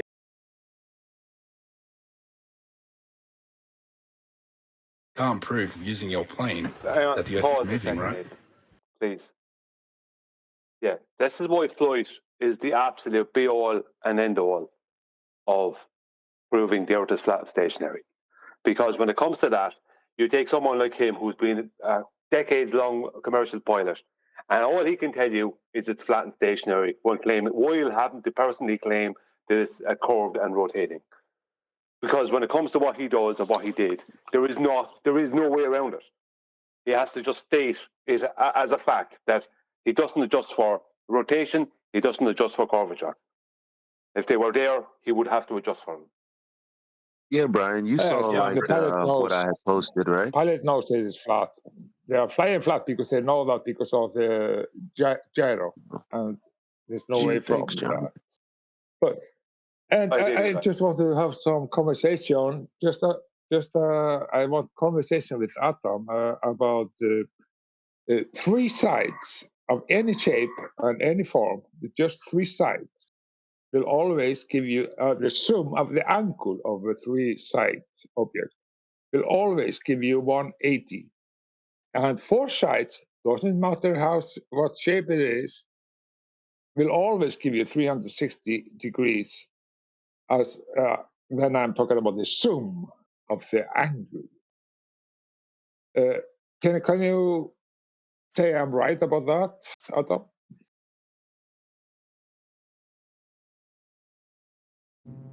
Well, if you're talking, so the internal angles, yeah, so internal angles, yes. Yeah, they're different for each polygon. but for each defined polygon. Polygon, yes, polygon. Yeah, polygon. No. Holy crap, man. But polygon will also I'll tell you absolutely. Please don't, man. How measurement works. Don't do it. So it's called polygon. It doesn't matter what the shape is or what it is. It will always give you 180. Hello, what is going on? What's going on? Nothing is going on. I've got somebody screaming, shut the F up through the top of you. What's going on? Yeah, shut the F up. Yeah, that was Shut up. QE. I think the formula you use is n minus 2 times 180. We are talking about polygon. I just want you to know about that. Take that in the mind, so don't forget it. I know I don't know about it. What polygon is, it has nothing to do with shape at all. 3 sides is always give you 180 degrees, and 4 sides is always give you 360 degrees. Yeah, n and minus that's called 2 polygon. times 180. So yeah, 3 minus 2 is 1 times 180. There's your triangle. Yeah, 4 minus 2 is 2 times 180, 360. Do it for 5, and so on. Yeah, that's the formula for the internal, some of the internal angles. And the formula is the number, not the number is n always subtracted with 2, right? Yeah, number of sides minus 2 times 180 degrees. Yeah, to be clear, this has nothing to do with what Brian said, right? I'm just, because I was trying to piggyback off of the conversation that was happening. Absolutely nothing, Eli. Yeah, but that's what we are talking about, to understand how measurement is done. Like, come on, bro. No, Johnny has a way of doing that, Eli. There's no way from it. The earth is measured flat that I'm trying to come into. There's other perspective to understand it also. You're not listening to you, Eli. And Adam is with me. He's telling you that I'm right. And that's how the earth is measured also. They are measured with different angles. And it doesn't matter how the triangle is, it will always have to be 180. It doesn't matter what the angle is. So it has to be flat. That's my point. No, I never said I could. Great. So you're a flat earther then? No. Oh, of course. Wait, hang on. So you don't adjust for rotation. You can't tell the Earth is moving from your plane. You never have to adjust for Coriolis. If the wind mass, the air mass is moving at the same speed as the Earth, sorry, can I just stop you there? Completely irrelevant. Sorry. Please, I have to We critique don't the have any angels. Coriolis in reality. 1 second, Johnny. Sorry. Is real. Johnny, look. Johnny started talking after I addressed Brian, and now he's talking after Brian started. No. No, I didn't think it was that I bad. think all of us talking over me. I was trying to make a No, Johnny, we're reviewing a video and you're trying to do something else. What was said there is, angels, just for you, you don't adjust for Coriolis. Coriolis is a visual effect that's observed from a rotating reference frame. And you're observing the apparent deviation of something that's moving straight or is stationary in the non-inertial. The inertial reference frame. Hold on, just before you answer. So you're not adjusting for Coriolis. The adjustment is. Hang on, Nathan. The adjustment is for Earth rotation, not Coriolis. You can't adjust for a visual effect. I agree. That's true. Johnny, he's not talking to you.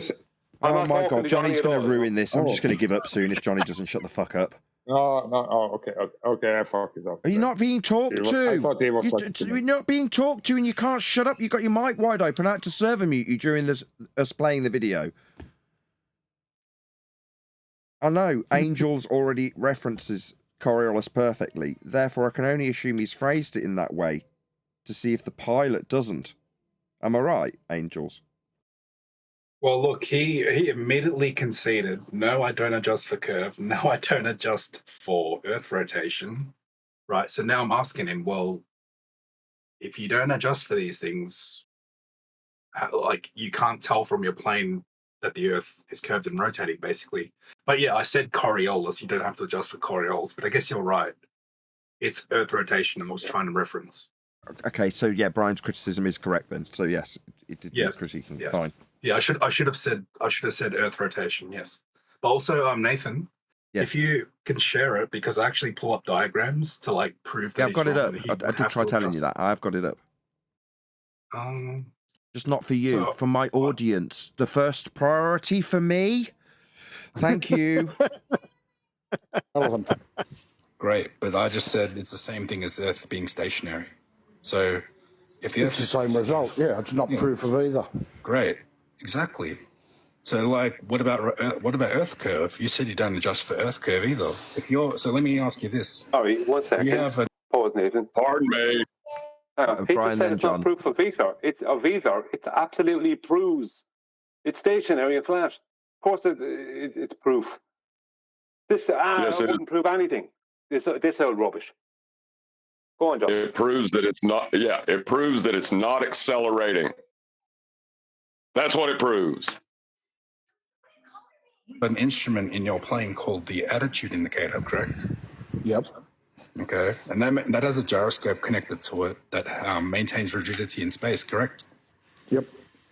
Great. So if you fly straight and level over the Earth, and you never have to change your orientation in relation to the ground, you're flying over a flat Earth, sir.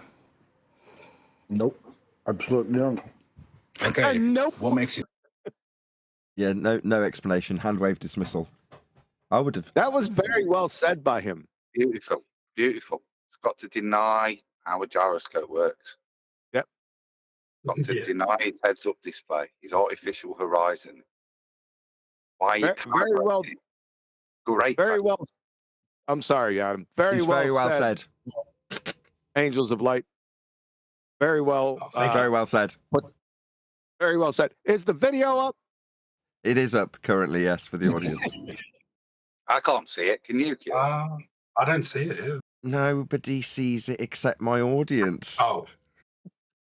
Well, I'm who so don't confused. exist yet. I'm talking in future, whatever the tense is, because it's not. Never mind. Just listen. I'm playing it for the invisible audience that currently doesn't exist, but will exist in the future when this gets published. They can see it. That's all that matters. You're flying at a constant altitude above mean sea level. Correct. And if that mean sea level is flat around and it's the same level all around the Earth, if the Earth, let's just say the Earth is flat, it's the same thing, isn't it? If the Earth is flat and you're flying east to west in a circle, it's the same exact thing. Welcome to Flat Earth. It doesn't prove that it's flat. Yes, it does. Doesn't prove anything. Check this out. See this image I've got on screen?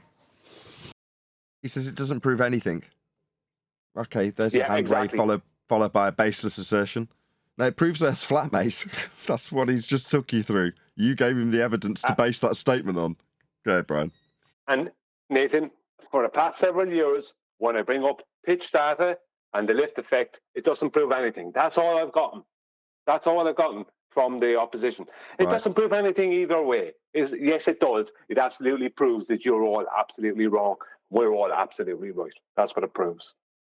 But that's all they can do is offer a hand wave. Go on, Angels. Yeah, I'm going to walk him through it right now with my diagram and prove that he would absolutely have to adjust for Earth curvature. See see this plane here? Okay. Oh yeah, the 6,000 mile long aeroplane. Yep. Yeah, I'm just showing. It's big so that you can see it, sir. Right. So if we shrink it down, it's still here, right? But you won't be able to see it. Yep. Okay. That was strictly speaking. Was that a straw man fallacy when he said the plane's 6,000 miles long? Is that a straw man? Yeah, they always do it. They always have to say something. Oh, you don't understand scale, kind of thing. They always do that. We're going to fly to the equator. Not a straw man. It's a non sequitur fallacy. That's the one. Not a straw man. Why do they say this scale? Because they really have to have 3959 and everything is scaled out from that. What is that we don't understand? Talking about the aeroplane as opposed to the flat plane that he's not diagrammatically Is represented. it an appeal to format, Nathan? Is it appeal to format? In relation to where the plane was here, it's nose down, right? To fly around this curved line, is this line curved? If you maintain... When this happens, you're obviously not doing this, but it must take some to resist the urge to talk to him like he's 4 years old. You see this plane, when it goes to this bit on a ball, it's pointing in a different direction. In the altitude around a globe, is this line curved? Yeah. You said you don't... So he just said, yeah. What, like the plane isn't doing by your own bleeding admission? You need to dip the nose down to account for curvature. You're talking about dipping the nose 1/1000th of 1 degree constantly. A plane flying 500 miles per hour? It's just called what looks to me to be a 90-degree readjustment as 0.01 degree. No, it looks to me on the diagram that he's got in front of him, I assume, 90 degrees from its original orientation. Yeah. Basically... We've got screaming kids. Give me a chance to say something here. Because they are not dipping the nose, never. Every time they're flying, they are 3 degrees nose up. So we know, Johnny. We know. We just had that told to us by this pilot in this debate. The pilot himself just told us that. Yeah. So we went. What he said, Nathan. What he's doing is he's trying to make that. He's correct. You would have a very, very, very from the starting horizontal point at cruising altitude. You would have a very, very small adjustment after that, right? Second per second accumulated, and that's what he's that there told me he understands this, and he understands where he's wrong, because that is not just a tiny adjustment, right, every second. That is an accumulated adjustment. So after 500 miles, you're going to have a 7.24 degree below horizontal pitch from where you're starting horizontal point. It's just this is his confusion, isn't it? Because he's just admitted what the plane would have to, how the plane would have to be orientated. Yes. To traverse a curved surface, which means, and he's correct, because it's only a small amount. A small 0.01 or 0.1 degree would be fine, but, and this is where his confusion is, or his mismatch is, that is correct, but it would have to be below horizontal. Yep. To reorient the plane. And so this is why it supports point. Yeah, he's got a nose down to do it. So it's like when they say, oh, well, there's only a small drift because there's a differential in Coriolis. You're like, no. If you're going to say that there is a second reference frame turning underneath, I'll just immediately take the win. Okay, so you're saying there is a small adjustment. So you'd have to nose down to make that adjustment. You don't do that. You've just admitted it. But he's just conceded there is an adjustment to be made, regardless of how little or non-accumulative it is. Okay, so there's an adjustment. But there isn't in the plane's flight, is there? No, and that was the point. Went from... Like when Adam said... Hold on, just one sec, Brian. Hold on, just one sec, Brian. Go ahead, Angels. Mind you, he went from, we never adjust for curvature, to we're adjusting minutely, constantly. Exactly. Yeah, this is the point. Like what Adam said, Adam has a habit of just saying no, but it doesn't mean that he actually disagrees with what someone is saying. When I say that after 500 miles, there would have to be a 7.24 degree below horizontal pitch, that's what would have to happen. It would accumulate at the 7.24 degrees after 500 miles. So from horizontal, he'd have to be, from his starting horizontal point, which he can't even have on a globe, he has to end up with a 7.24 degree 500 below that point, pitch after 500 miles. That's what it would accumulate as. That's the whole point of the accumulation of the little adjustment that he says he just talked about there that he said he never made and doesn't make earlier. Yeah, but that adjustment is to... Hold on, just let me conclude. That. That adjustment is to nose down, though, isn't it? To make that adjustment. Yeah, but that he can't do that. As he said earlier, he won't be doing that. He can't on the lift. So exactly. Consequently, but the little adjustment he just threw out there. See, this is the thing. Remember I said earlier how they try and mitigate mathematically to make things sound better or worse, right? He's trying to make it sound better. It's just a tiny adjustment. It doesn't mean anything. It does after 500 miles. It means a lot. The tiny adjustment after 500 miles would be 2,789 feet every frigging minute. Yep. On average. On average, Adam. Yeah, and that's the point. But that's what he's saying he's not doing. He recognises that if he did do that, this is how it would have to happen, which is the 0.1 degree. But he doesn't do any of that. He doesn't have to deny his gyroscopes. He's in a real sticky spot now, isn't he? Let's listen on a bit more.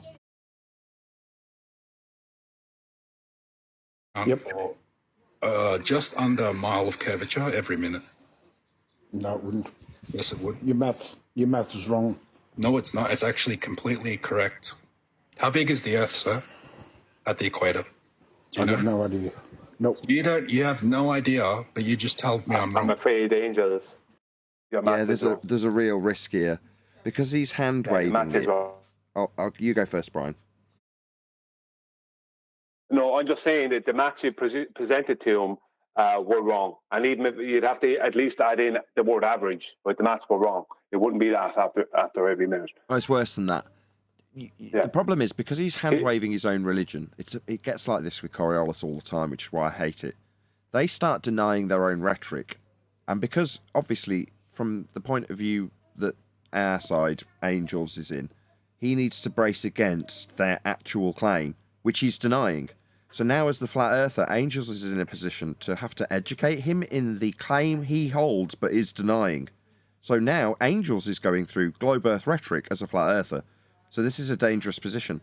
If they just start denying what their rhetoric would entail and you know that it would entail it and they deny it, welcome them to flat earth. As opposed to going through their rhetoric for them that they've just denied. If they deny it, just welcome them to flat earth instead of saying, no, you should be saying it does. No, don't, it's just don't do that. Oh, my door's going. If you're going to reference the drop at all, you have to do it as an accumulation. So you'd have to say, so if you're flying at this speed, after 10 minutes, the drop from your horizontal would have to be X amount. That's what I said to him. I said to him, or over distance. You could say over distance. So if you're flying at that speed, then you'll be able to cover this distance, and the drop would be this. Whereas what you stated to him was actually incorrect mathematically. Even though you understood what you meant, it was incorrect mathematically. And he can jump on you when you give him that. Yeah, well, what I said to him was a plane flying 500 miles per hour. Now, the exact math would be it would have to adjust for drop of a 2,777 feet of curvature every minute. But I just said just under half a mile. I told him. Drop from what to what? Say again. But that's wrong, though, Angel. Hold on. We've got that point, Brian. That's on average. You got that in. We got that. Right, John, go ahead. I don't know if we did. We did. It's being recorded, I assure you. Go ahead, John. No, I don't think. Now, Angels, what you said there, unless you did you add in the word on average? No, did you add that in? But that's the problem. When you don't add that in, they can attack you and say your maths are wrong. Because your maths are wrong unless you're saying as an average. Okay, you have to add in as an average. Definitely got it. Hang on, Nathan. All I'm trying to do, listen, Angels is out there debating these guys on TikTok and places. All I'm trying to do is give him some advice to help him to not to end up giving them something after they've already even conceded. That's we got it. And you keep on trying to stop it, Nathan. No. That's the problem, Nathan. You don't pay attention to the details. You're getting confused. Brian, he didn't say on average, but a couple of us corrected him to say on average, and then you said Well, he didn't say on average, Nathan. Yeah, but the problem is not Angels, right? Angels is totally fine with the critique. It's Nathan is the problem. There we It's go. like, yeah, let's move on. Never mind all the important details. That can cause someone to end up looking bad in a debate when they actually won it. Look, I think Brian's right. I'm not 100% sure we've got it. Can you go through it again, Brian? It is an important point because it's one of the few points I've ever picked QE upon, and that's why he sarcastically says it and directs it at me. Yeah, because it is important. Yeah, because if you don't specify that, it is a point of ridicule. Well, it's always been there. Yes. On average. However, there is now... on average, it's always there. I wrote it up that way. Okay. Okay. However, there is now a further point to add on, which is useful because it proves the flat Earth. So I'm ideally hoping that John, the other John, hasn't forgotten and will now interject with that point, moving on. Right, dip from what to what? No, Johnny's Or decided that hit- he's going to... Johnny's decided that's going to be the point. After I've finally got the point to come, that's when Johnny's going to ruin it. No, I will not. Yeah, but you know what this point's going to be, Brian, don't you? You'll need a flat Earth for it. Completely separate. Yes, Yeah, completely separate. It's not separate. A complete sidebar. Oh, we're never going to get it. It's being rumpus by the point me and panel's Adam were trying. decided to obfuscate this point. Drop from what? What drop? Drop from what exactly? Someone tell me. Drop from level to level, from horizontal to level. What are we talking about when we say drop, dip, those things? Can we define them first? It's about tangent. There's always John O'Brien that is talking. I can never say anything.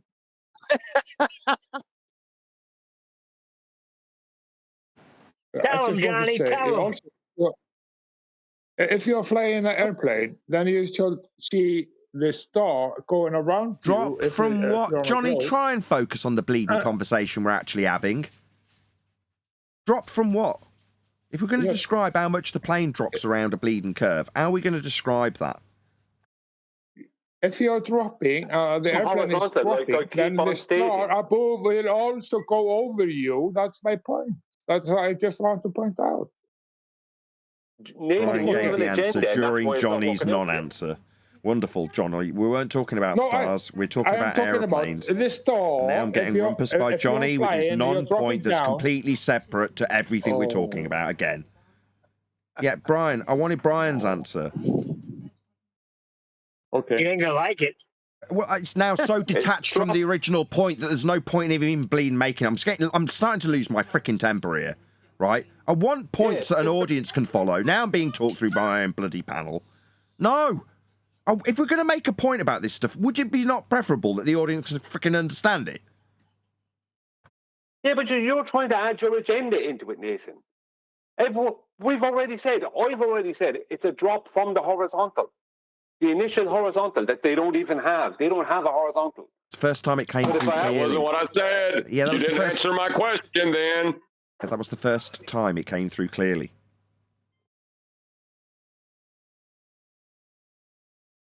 Drop from what to what? You say drop. It has to be from something to something. I said drop as a vertical. So that means it has to be to another horizontal. I get that. No, you know what Brian. I mean? No, it's drop on average from what to what. Yeah. Good man, Adam. Yeah, okay. No, what is the, we still not getting it. What's wrong here is Nathan is trying to... John, what's wrong here? It's not your fault. Is that Nathan is trying to crowbar in another point that is relevant, but in a slightly different manner. And it's not working because he's trying to crowbar it in there. That's what's wrong. Well, it's the definition of the words we're using. It's the definition of the words we're using. It's the definition of the words we're using. We should at least define them, don't you think? Yes. Well, yeah, you'd agree to that, Nathan. Okay, excuse me. But Nathan doesn't understand how relevant my comment is. That's also a problem. Big problem. Is the video up? Piss off. Bunch of curves. But you just told me. Doesn't it curve something like 8 inches per mile squared? Exactly. So if we apply that now to how much you fly in miles per hour, that's just under... At 500 miles an hour, at 600 miles an hour, you're doing a mile a minute.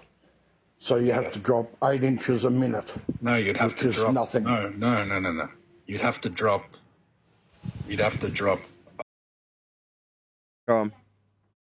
The pilot, what a dumbass. He's thinking you have to drop 8 inches per mile for each mile. Yeah. What a clown. He doesn't know his own religion Did you is just the say problem. that 600 miles an hour is a mile a minute? Yeah. Is that what he just said? Yeah. Wait, did he say that? I think so. I'm pretty sure he just said that 600 miles an hour is 1 mile every minute. 1 mile every minute of what? Drop? Listen. You fly in miles per hour, that's just under... At 500 miles an hour, at 600 miles an hour, you're doing a mile a minute. So you have to drop 8 inches a minute. No, you'd have to... You're doing a mile a minute? No. You're not. No, he's talking about rate of speed. Go on. That's 800. He thinks... That's 66. He thinks you have to drop like 8 inches. Adam, not angels of light. Adam, go on. That's 66 foot in the first minute. Yeah? He's not talking about drop, Adam. He's talking we listen about to Adam, not QE. Adam. He's talking about his... I'm correcting him. Hey, shut up. I'm co-hosting the shit out of this. Adam, he's talking about his speed every minute, not drop. Yeah, but yes. But the implications of he's done it by a factor of 10 out, isn't he? So he's only dealing with... Why'd you do this? Right. You take the words they say, and that's it. Yeah. That's it. Yeah. Yeah. Brian, they have their own agendas. Brian agenda and Adam agendas. I think with my crystal ball, what he was referring to in context to what he said 3 sentences ago means that the actual words he used aren't the words he actually said. Therefore, what I think he's trying to mean is something else, says Adam. I agree with what you said. Yeah, he's miscalculated. He's a factor of 10 out. The consequence of that being a factor of 10, only going a mile a minute instead of 10 mile an hour, is he's mitigated for any supposed curvature he may or may not have to deal with or drop, as it may be described in this case. Ah, I see. No. You'd have to drop over about a mile a minute, sir. If you're flying over 600 miles per hour, that's roughly a mile a minute. You'd have to drop. That's what I just said. It's a mile a minute, and the Earth drops 8 inches per mile, so you're dropping 8 inches per minute. No, that's already with the calculation done, sir.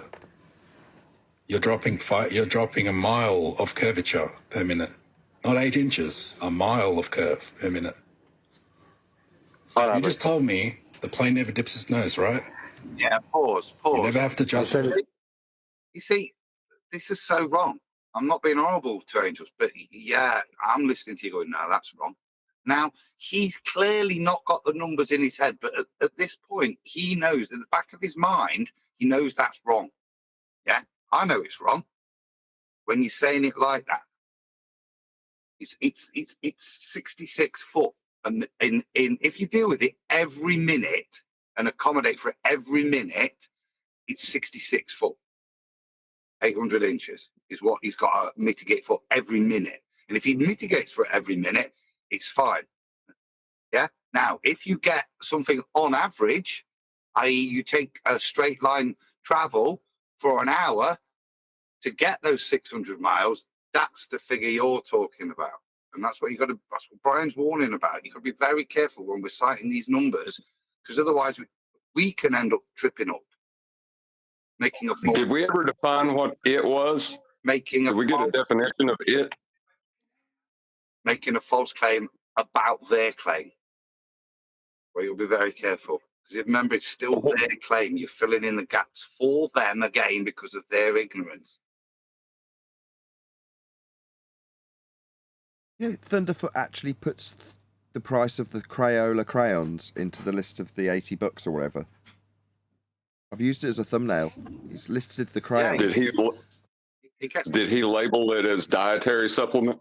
No, he just put the price $3 for the crayons. He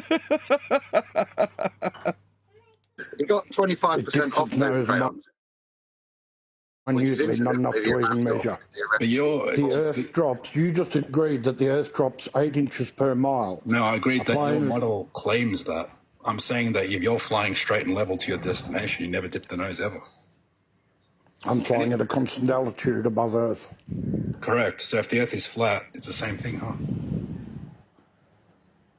It doesn't prove that the Earth is flat.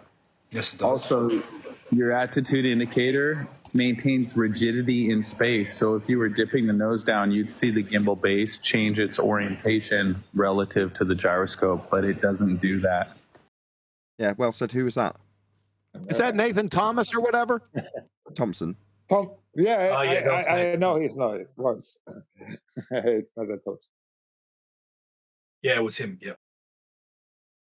He was in the live with me, just in the background. Then he chimed in. Yeah.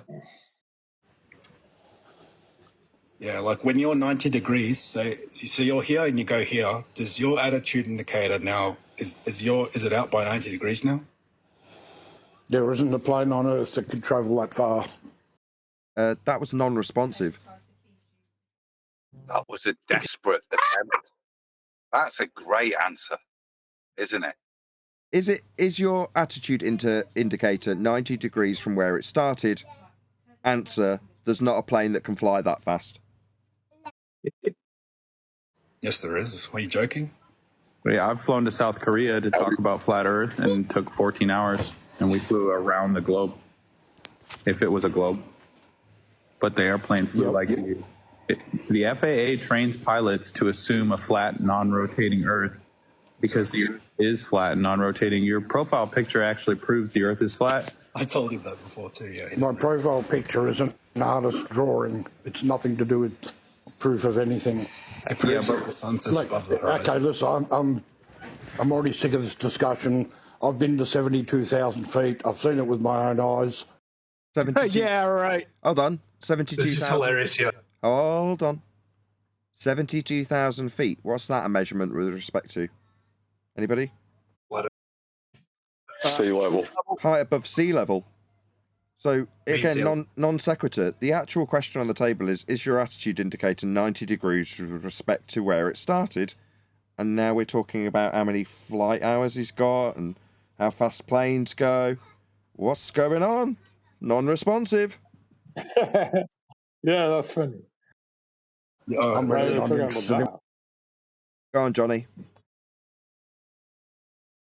Yeah, because if you really have some speed, there's no difference of the measurement. Thanks, Johnny. This is 120,000 feet, so this is no curve. This is higher than what you're claiming. What's 120,000 feet? This image that you're seeing on screen, sir? You're 7,000 miles. This is 120,000 feet on screen right now, sir. You didn't see curvature from your height that you just said. So my question to you, Claude, is if you're flying from the left side of this red line to the right side of this red line, are you flying around a curve?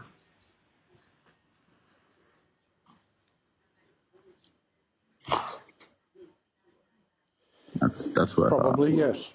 I don't know how wide that line is. Probably yes. That was the longest silence I've ever heard on a flat Earth debate. Thank you. I appreciate that, Twat. We'll clip that. Yeah. So hang on real quick. Clip whatever you like. I'm trying to figure out how wide the angle is on your picture, and it doesn't look very wide. How wide the angle is? Well, you'll need a flat Earth to describe that. Okay, but it's from when they were describing the pitch or attitude of the plane 90 degrees from what to what, we still ain't got a friggin' definition for any of this. That would help. You need to give the kids in the background a pair of cymbals and feed them some sugar. Cracking. Is there a curve? Do you see curve on the screen? I can't see enough of it to tell. Let me ask you this, though. If you go to the beach and you see a boat go away from you, does the boat go over the curve? Yeah. Okay. Well, how come there's no curve at 120,000 feet? How's the boat going over the curve at 3 miles away? Can you see 3 miles of horizon here, and it's obviously flat? Is that Nathan Thompson? Because now he's ruining your point. Yeah. Yep. Oh, no, he's all right. He's all right. I'd be fuming. No. The point is, if it's zooming in again, then the boat is coming in again. Then it's not behind anything. It's just. So when I say I'd be furious that someone's non sequitur away, Johnny's decided I'll carry on that non sequitur from this point forth. Let's just close that line and carry on with the video. Obviously, I don't know what that photo is. I don't know if it's computer generated. I don't know who's fucked with it. It's a high altitude. Hang on, real quick. It's a high altitude balloon footage. Yeah, were you in the balloon? Yeah, but just to help you out here, Twat, Neil deGrasse Tyson. Neil deGrasse Tyson admits he's a PhD astrophysicist. He says you can't see the curve from 120,000 feet. He says, Nathan Thompson, know when you're not welcome. What are you doing? The guy's got him absolutely over the ropes with his attitude indicator and how he flies. And now we're talking about boats and Neil deGrasse Tyson, thanks to Nathan Thompson. Oh, no. It was fine, honestly, because you know what happened? When Nathan Thompson mentioned to him, if you flying over this line, over this earth, are you flying around a curve, right? It literally took him 8 seconds to look at the picture, and then he's like, oh, probably yes, right? And that's why he mentioned about the boat. Like, obviously, so he then mentioned, well, if you're watching a boat go over the curve at sea level, but there's no curve on 120,000 feet, then obviously you're not seeing the boat go over the curve. That was his point. Therefore, it's okay. Yes, therefore it's okay argument. It's okay argument. Thanks for shut up, Johnny. Thanks for the translation. We didn't catch up with that. And Nathan, did you notice that he said probably? Nathan's got a really good point. Shut up, Adam. No, I'm not. Yeah, you are. Did you notice he said probably when they asked him if he was flying over a curve? Yes. Yeah. That part. Go ahead, Adam. Yeah, it should have been instant. Yeah, I'm just working out how much curve, not do I have to account for curve by mitigating those that looks small. The point that Nathan's raised there is, yeah, you're being nice, Angels, but I'd be really annoyed. You've got him on the ropes on pertinent points. These non sequiturs, yeah, you have been johnnied by Nathan Thomas or whatever. Yeah, and it's frustrating for me listening to it. This conversation goes sideways now when you had him on the ropes. And he got destroyed. Honestly, there's another part to this where we go over, like, because he leaves and then we start talking about the debate we just had and he came back on. And I've got another video where basically I show him my little diagram of the Earth and I say, if you go from the North Pole to the South Pole, is your attitude indicator upside down? And he goes, no, it wouldn't move. There's probably something that causes it to, not be rigid. And then basically he says... Yeah, but that's not the point I'm making. Okay, that's just like Adam is saying. That's a sideways. You don't have to talk like that. Nathan Oakley, he says, why talk about all this sideways? Why not just say how the Earth is measured? The Earth is measured flat. Then all the sideways, you don't have to use them. Thanks, Johnny. I understand. Okay, right. Stop. There's too much. I've got audio chaos locally and on the show. So, right, I'm going to go out and get milk. I'm getting a headache. It's either that or end the show because I can't concentrate. Someone else take charge. What? Johnny. I'll co-host the shit out of this, but I have no control. Yeah, I think you should listen to Adam. What's happening there is Nathan Thompson is... Hang on, Johnny. Nathan Thompson is coming in with points that aren't helping you. So what he's coming in with is his own things that he wants to question the pilot about, which is kind of hijacking the debate that you're having with the pilot. You're already winning. You don't need to go. What you've done already is all that needs to be done. Something Nathan said in the past, and it's very true. The arbiters have to know when they've won. And you've already won, but I don't know if you've actually realised you've already won. That's why you're telling us about another part afterwards where you're talking about a North and South Pole. You're going too far at that stage. You've already won outright.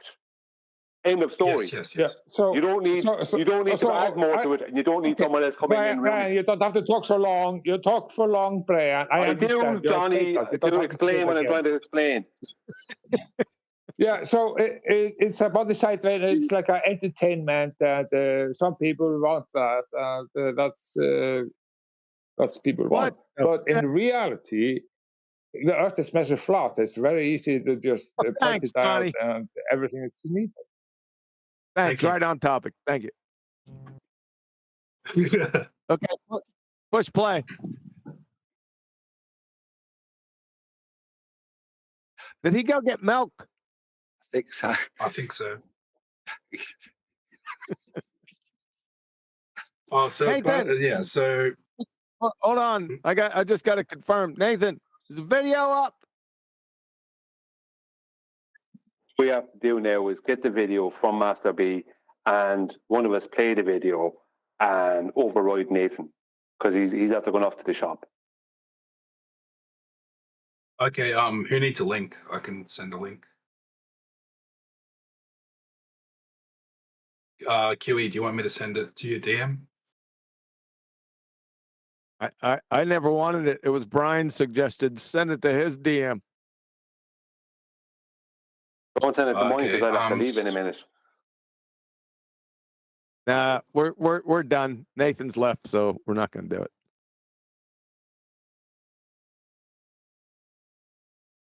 It's pretty funny. Like, it's pretty hilarious. Like, so at the end of this year, it'll be 2 years that I'm being a flat earther, and I'm debating PhDs, astrophysicists, pilots, you name it. Isn't it cool? I love it. I can see why you guys had so much fun at the beginning, because these guys are not smart. They're indoctrinated. Nah, they're dumbasses.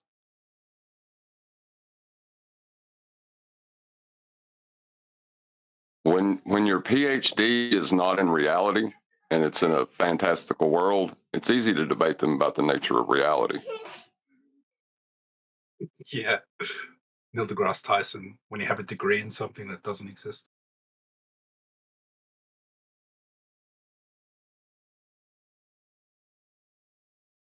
Now what's going to happen? We don't have a captain. We don't have a captain in charge of the rudder. How come Johnny is not telling us about everything now that the video is not on? Well, how come Johnny's not here ruining the video? Once the video is gone, Johnny shuts up. I give Nathan Oakley the understanding how altitude is a circle of equal altitude. Altitude is a circle of equal altitude. Measured from the Polaris, and it doesn't matter. You can take it from every star you want, but the same rules will always follow. Thanks, Brian. It has nothing to do with size. It's about circle of equal altitude over from the measurement with an elevation angle. The elevation angle and 90 degrees down to the horizon. That is the zero ground. That is the zero. That's you measure everything from. And but what about the ether, Johnny? That will also give you a circle of equal altitude. That is thousands of miles. Man, Neil, don't say that again. Don't do it. 59,000 miles then. It doesn't matter where you are. But if you're just aiming to the Polaris with that's we call elevation with sextant, then you have maybe 50 degrees, and 53. Then you have the baseline to the horizon. You have to Can I just state what I think, Johnny? Johnny, are you the Polaris down to the horizon? Johnny, can I ask you a question about what you're stating? Johnny, if you're flying directly north, what you're stating is that will make a circle of equal altitude. You're flying directly north, what you're stating is, are you stating, Johnny, that if we're flying directly north, that horizontal on the attitude indicator, that whatever angle that Polaris is above that horizontal line is a circle of equal latitude, and that it's exactly the same as the angle you'll get on the sea, at sea level. So you're making a circle of equal latitude with the attitude indicator of the airplane. Yes, yes. It doesn't matter, but it's the same principle that they make longitude and altitude or longitude. I'm just nipping out for some sugar. The circle that they are making, that is from the measurement where you are from. But on the globe, to make a model of it, then they have to make a model of it from the Polaris. And Nathan Oakley is absolutely right about that. But I'm just pointing out, it doesn't matter where you are, you will always get the same principle where you are. And you can use every star you want. It doesn't have to be Polaris. But to make a model, then you have to use the middle of the Earth, Polaris, and then you got this, and you're making a circle. I see you at 7 o'clock. How far away you are. I'm going to bring the bucket. You're welcome. I'm bringing my puke bucket. You're welcome. So everything is about circle. It's 360 degrees, but it's also you need 4 sides to make 360 degrees. So you have sides in all directions, and to make some measurement to the stars, you need 180. And all did you just convolute a circle with all the 3 internals sides of a polygon? will always. It doesn't matter how it is and what the angle is. It will always be 180. That proves that you are measuring a flat surface. No. It's no it's just like it is, because a 180 is flat. I was just pretending to be Glober. Okay. Oh, that's my point. You can see it from a different perspective and understand the whole paradigm. Paradigm, is the right to say so? Hey, Johnny, how you doing? How you doing? You doing all right today? Absolutely. That's flat, huh? There's no question about it. I agree with you. It's measured flat. It's absolutely flat, and it feels flat. It's a very, very nice life. Well, if you know what's funny, I had this person on TikTok who said he heard the curve. He said you can hear the curve using frequencies. Yeah, there is frequencies. Oh yeah. How do you do that? In the sky, you got any more data your on that? perspective can be a curve, yeah. But everything is measured flat. Just some globetrot. He said that. I said I'd give him money if he could play the curve, but he didn't do it. Well, I would like to see his claimed measurements of these sound waves and how they relate to the Earth's surface. Wouldn't you? I can tell you it's possible to make some car. It's like a dang, like a cowboy that's playing on a stall that he has inside his mouth, in front of his mouth. That's frequency, and that is absolutely curving in all directions. But what I'm saying is, we have a celestial body above us, and it has to be contained. So by the firmament, all the sound and everything that's happening and the vibration that we are dealing with is absolutely curved. You know what I ask? You know what I ask the Globers all the time? We are living on a flat plane. I always ask the Globers, can you give me an example or demonstration of gas pressure next to a vacuum without a container and without doing a big in the question fallacy? You know what they do immediately? They say, oh, look, the Earth. Every single time. That's stupid. That's not answer. And then I ask him, how do you recreate a vacuum without a container? Is that possible? I literally had a guy who said he had a physics degree. He took about 2 minutes, and he's like, yeah, you can do that by getting a vacuum chamber and sucking the air out. I'm like, dude, that's a container. Everything is in a container. You cannot do anything without a container. If you want to make some pressure, because the gas molecule or whatsoever you want to call it goes in all directions, and the pressure is because they are studying against the container. That is Also, the definition. Johnny, did you say molecule? Yeah, it was very hard for me to say that, but yeah, PV equals nRT. When you get the number of molecules to define it, yeah, you got to use molecules. I know it's rough if you got a belief in ether. Because I was going to ask you, what else would you call it? You didn't understand. Many shows ago, I said I'm with you guys. I'm not the ether guy anymore. In that way, because they hijacked my ether, my understanding of ether, and I'm not behind that they are preaching.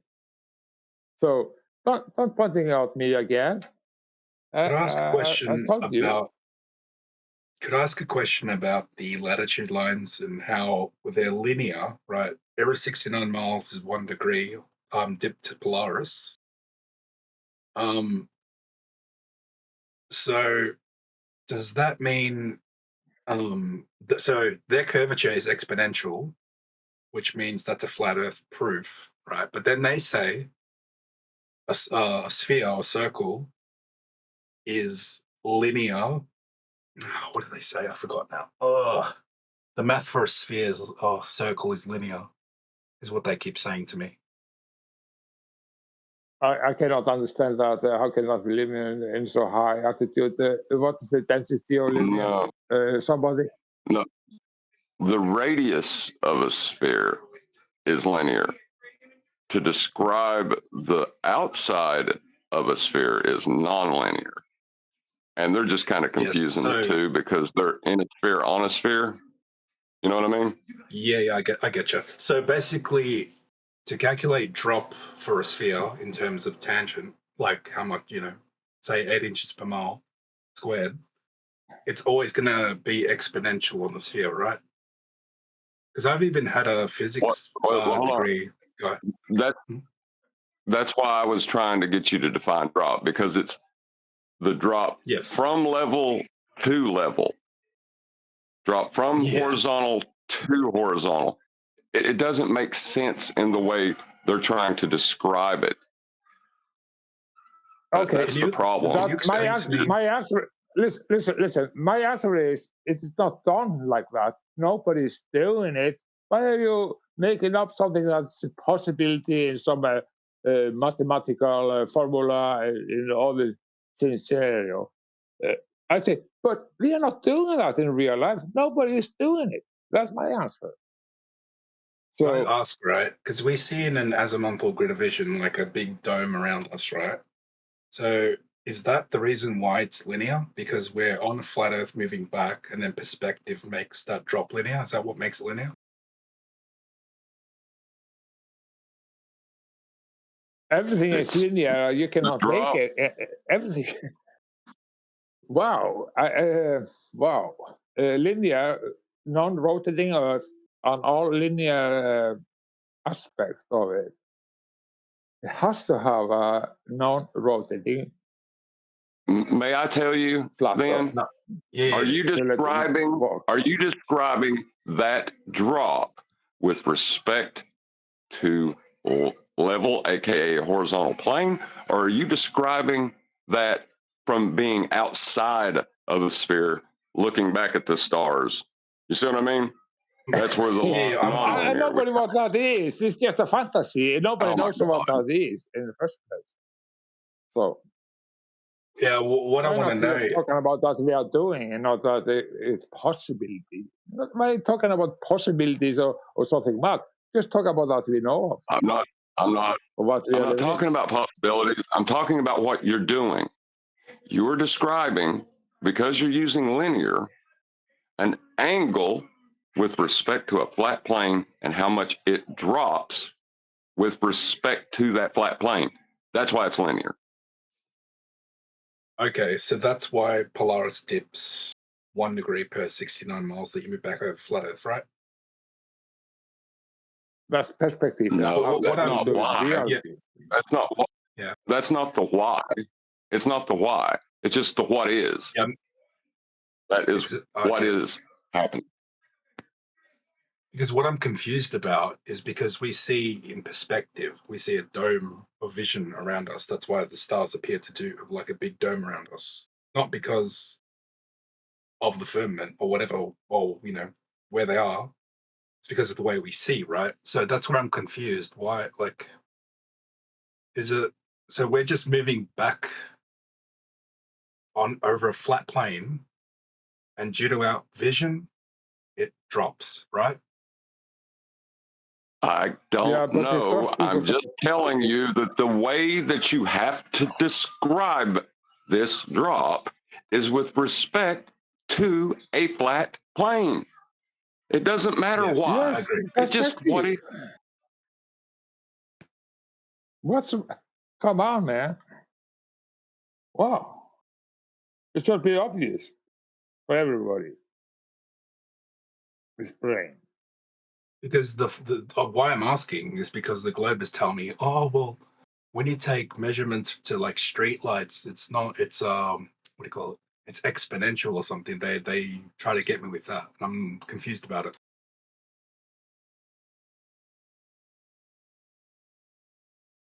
I'm telling you, it's You're talking about the inverse square law of the inverse square law. Is that right? Is that what they're trying to bring up? Basically, they're saying further that. away. They're saying that. Oh, and all light that you're seeing from a long distance will have all the capacity and all the gases is filled in because we are living in a dynamic system.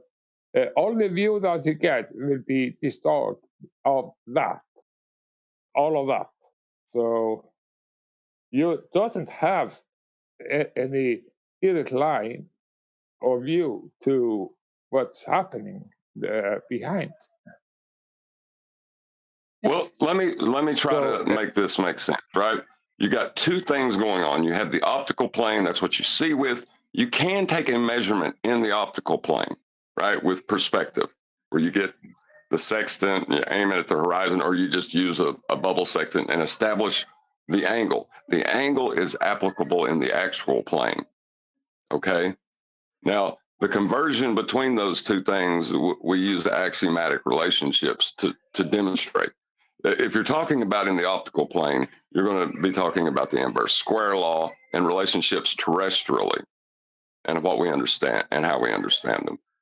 If you're talking about the actual plane, you're talking about distances and their relation to sea level.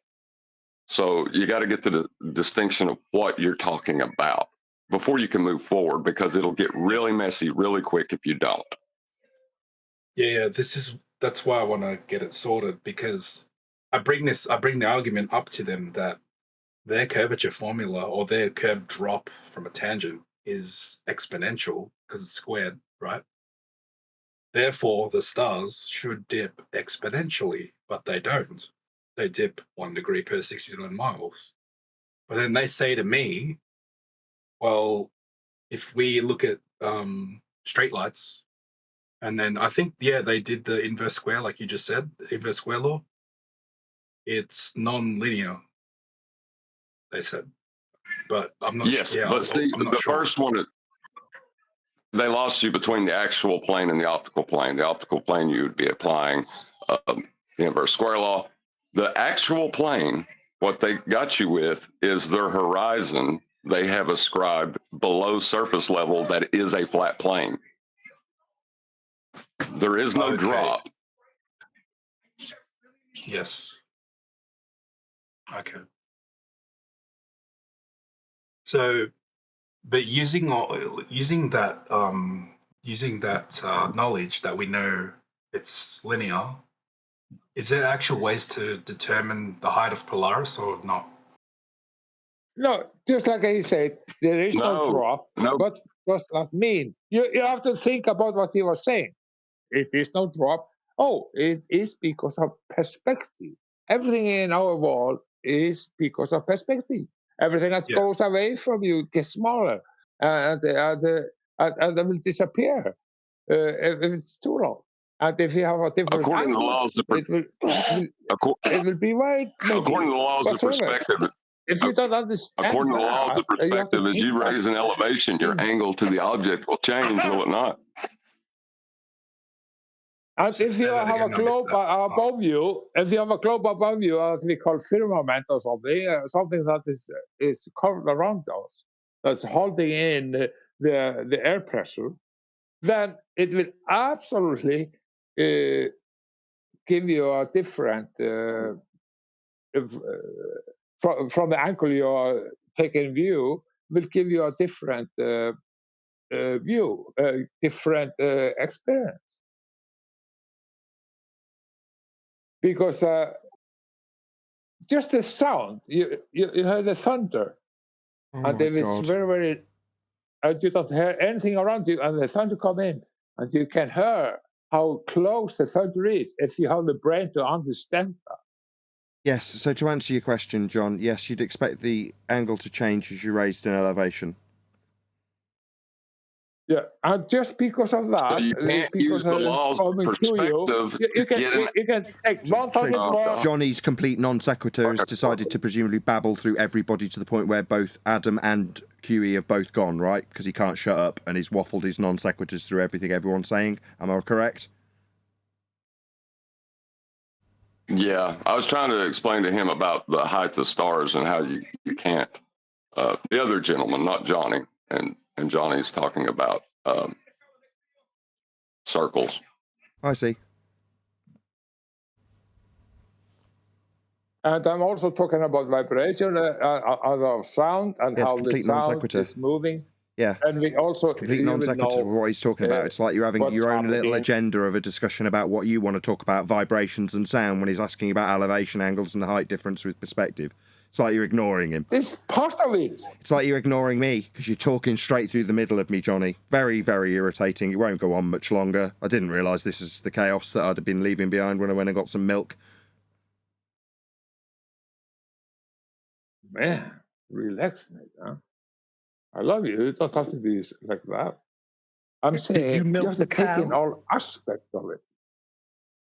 I don't drink milk anymore because I'm too old to drink milk. I drink a lot of milk when I was younger. Who cares? He's asked you a question about whether or not the angle that you asserted would be everything in its account for perspective on Earth. That's everything, you say. Well, two problems. Number one, you said things would get smaller. Well, the stars don't do that. Then John pointed out that if you raise an elevation with perspective and the laws thereof, you'd expect it to change its angle. And then you waffled on about bloody sound waves. Irritating. Yep. Oh, that's part of how close it is and how we are, because it is coming. That's above us. It's not giving us the same effect, like a linear effect. It's non-responsive. Non-responsive. That's what that answer was, buddy. Yeah. You just ignored it. He's just done the exact same thing. All right, so you're moaning that I'm waffling off in La La Land.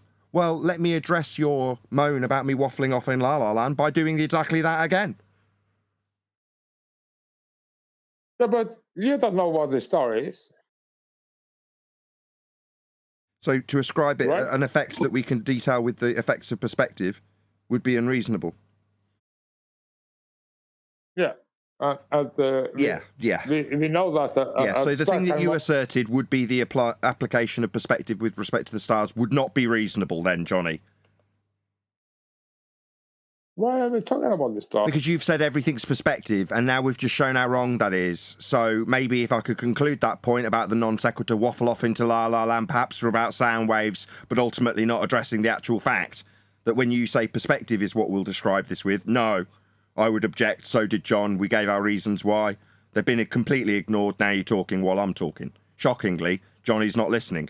He's talking while I'm talking. We are all talking.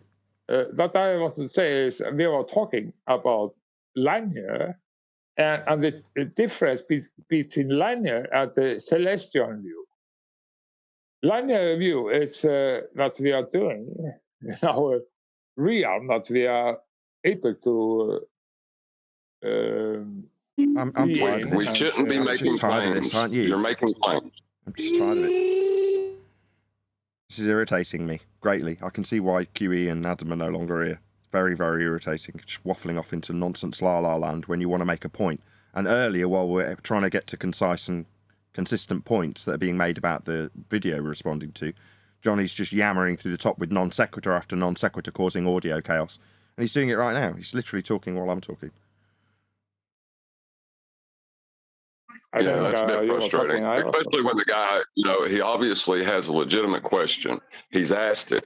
He's been given an incorrect answer, and I'm trying to correct it, and it just won't be heard. No, he won't shut up. Angels of Light wanted us to critique. Now Johnny's still talking. He's still talking like somebody's addressed him. Nobody has. Angels of Light wanted us to critique his debate, and you've completely ruined that for him, Johnny B. Why?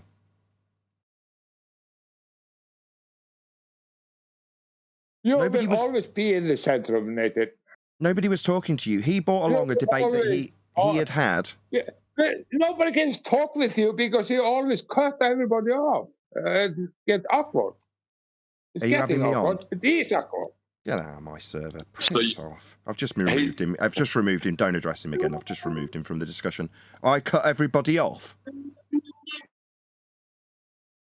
No. What's actually occurring is Johnny's rumpusing every point so it cannot be made consistency with any sort of semblance of consistency, so an audience can follow along what's actually the point and what's being made, where the conclusion is. He's just decided he's going to ruin that. That's all he's done, isn't it, for about the last hour? Yeah, sadly. Pretty much. Right, so now I've removed him. Get lost. Well, I dealt with a guy at work like that. I made my point. He was at the point where he'd either have to concede it or pretty much walk away. But instead, he gave me a lecture on how much I didn't let his points be heard. But I got to hear him tell me for over 5 minutes how I don't listen. I listened to 5 minutes of him telling me I didn't listen to him. That is frustrating. Yeah, and I'm going to listen to Johnny B telling me for 10 minutes that it's my problem because I keep interjecting when I'm trying to keep a point on track. Literally, in response to a question about whether or not perspective-based angles that he claimed they were would change with elevation, he's going on to La La Land about sound waves, interjecting every single attempt to bring the discussion back on track. Like, what? You're no use to us. You're just literally hijacking every single point. There's been an hour of show that nobody in the audience could have got anything out of because of Johnny. Brick. When you see me clap and applaud, that means I agree with you. I wasn't ignoring you. I'm just in a quiet area. Sometimes it's noisy. I don't want to open up my mic and flood you guys out. But yeah, that's all Johnny been doing. Even when he just started talking about, I haven't drank meat, went into the milk conversation. So because you said you went to go get some milk. I don't know if it's under the influence of some type of substance or alcohol, but yeah, he was just very belligerent. And I'm glad you removed him because you missed the whole thing. Sorry, Angel. I mean, you could have been much better. I think he was like intoxicated. Something. I don't know. He was probably just drunk. But with that, I'm going to say another huge, massive, enormous thank you to both Discord and G+ panels for making today's after show possible. And of course, a massive thank you to all of you for liking, commenting, sharing, subscribing, joining as a Nathan Oakley 1980 channel member, and all that good stuff. I've been Nathan Oakley, and I will see you all in the next video.